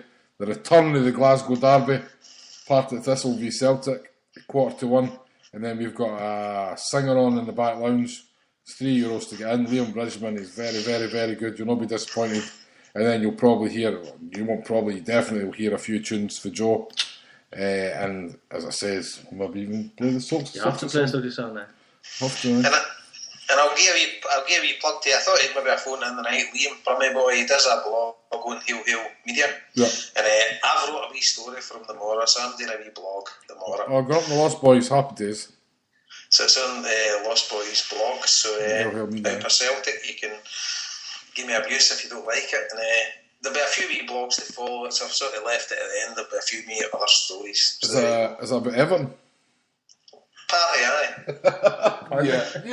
There you go. No, it's always got to be 15 or 20% Everton in there, like that. There you go. the Athletic Club ones are coming next. He casts his net quite wide, doesn't he? That's it. You should get a tattoo. I'm going to speculate to accumulate. I've got a tattoo. Aye. You should get a tattoo. I've got a Mets tattoo. Nobody knows what it is. You remember when we hats used to get like half Celtic, half Everton? He was putting wavy hats. No? Aye, of course. You can buy them for a lot of money. Really? Yeah, a few quid for them. The big Frankie's mine, and he's in Queens, New York. The originals, like no one. You can't go and get one made and just say it. But your man, though, what do you call the one who used to work in Sunil Press Menu? He had one. This is just drifting. We're still on air here. Right? Sorry, we're talking shite like this. Because this is actually the shite we talk to each other when we're so uninterested. It's unbelievable. Just and as I said, listen, before we were talking about the Kano Foundation, the new calendar that's coming out. I can't emphasise, it's a wee bit like the history podcast. You would not believe the amount of work that's gone into to try to get this calendar together. And we've only done 3 months. It's absolutely hours and hours to try to get models, photographers, makeup artists on the same day. Are you going to send me a preview of this picture, are you? I've got a couple here, I'll show you. I want to have a look at this. A couple here. Actually, we're going to be reshooting the Christmas one on Wednesday. We're not happy with it, so the girls want to skimp enough. So it's hard work for me, right? No? That's it, hard work. Listen, when this calendar comes out, really, honestly, all joking aside, it's for 2 great charities, the Kano Foundation, and as I said, the local Alzheimer's charity here in Drogheda, who's gets kind of overlooked. Gary Kelly Centre, he kind of takes over a lot of charity, because it's, sometimes big charities can kind of dwarf some of the smaller ones. It's a big presence, that charity. Exactly. So, and obviously cancer's a worthy cause, but we tried to find something that was maybe struggling a wee bit. Yeah. And the Alzheimer's one is that they are really struggling at the minute, and they're actually based right beside our base at the pub there at the gate. So it's happy days. 2 great charities. The calendar will be a tenner. And that's euros, so that's only like £7 or something. What year is it for? And there'll maybe be a euro or something. It's for 1972. Listen, I'm going to tell you something now, right? The girls that have volunteered their services, right? You'll not be disappointed. You think that sounds like it's more than a calendar? That's all I'm going to say. So you'll enjoy it. The boys will enjoy it, right? Until they get to Christmas. What's her name? What's her name? Will probably write a bad blog about it right enough. What's her name? Haggerty? Aye. I can't see her ordering many, but there you go. I'm sure. Right, we're descending. I've had too many beers. Right, well, here you go. Before I get us in too much trouble. Right. Right, anyway. So playing it for your listening pleasure. Jason, any last words? Goodbye. Right, cheerio. Adios. See you later. Cheerio. For the word tonight. Right. 100. You're listening, pleasure. This is Ingleford Harperding with his version of Stokesy song right now. His version's on. There's another one, like. Well, I rewrote it a bit better. Right, ready? Right. Well, you got to count, man. Don't worry, I can do it, okay?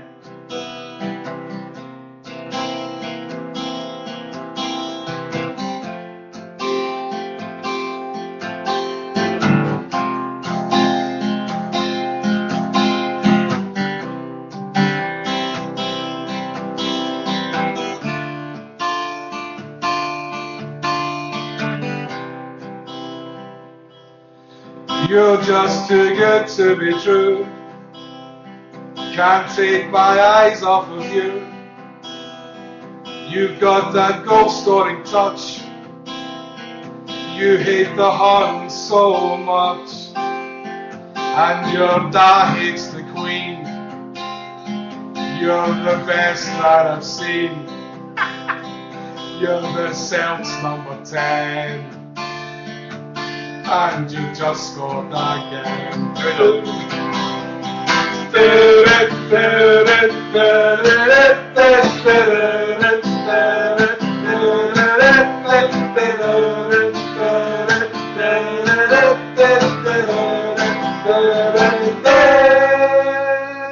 We love you, Stokesy, 'cause you're the perfect goals. We love you, Stokesy, 'cause you're better than most. We love you, Stokesy, and your dad hates the Queen. We love you, Stokesy, you're the Dubs number 1. We love you, Stokesy, 'cause you're scoring for fun. We love you, Stokesy, baby, love you, Stokesy. You're just too good to be true. Can't keep my eyes off of you. You'll be top scorer this year, and I say that with no fear. And I'd just like to say, at the end of the day, I might shed a tear when you're named Player of the Year. Here we go!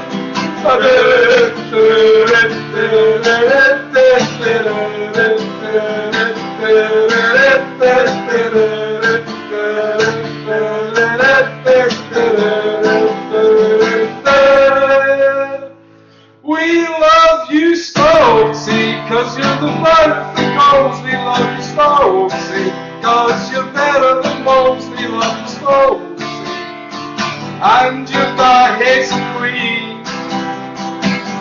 We love you, Stokesy, you're the Dubs number 1. We love you, Stokesy, 'cause you're scoring for fun. We love you, Stokesy, baby, love you, Stokesy. You're just too good to be true.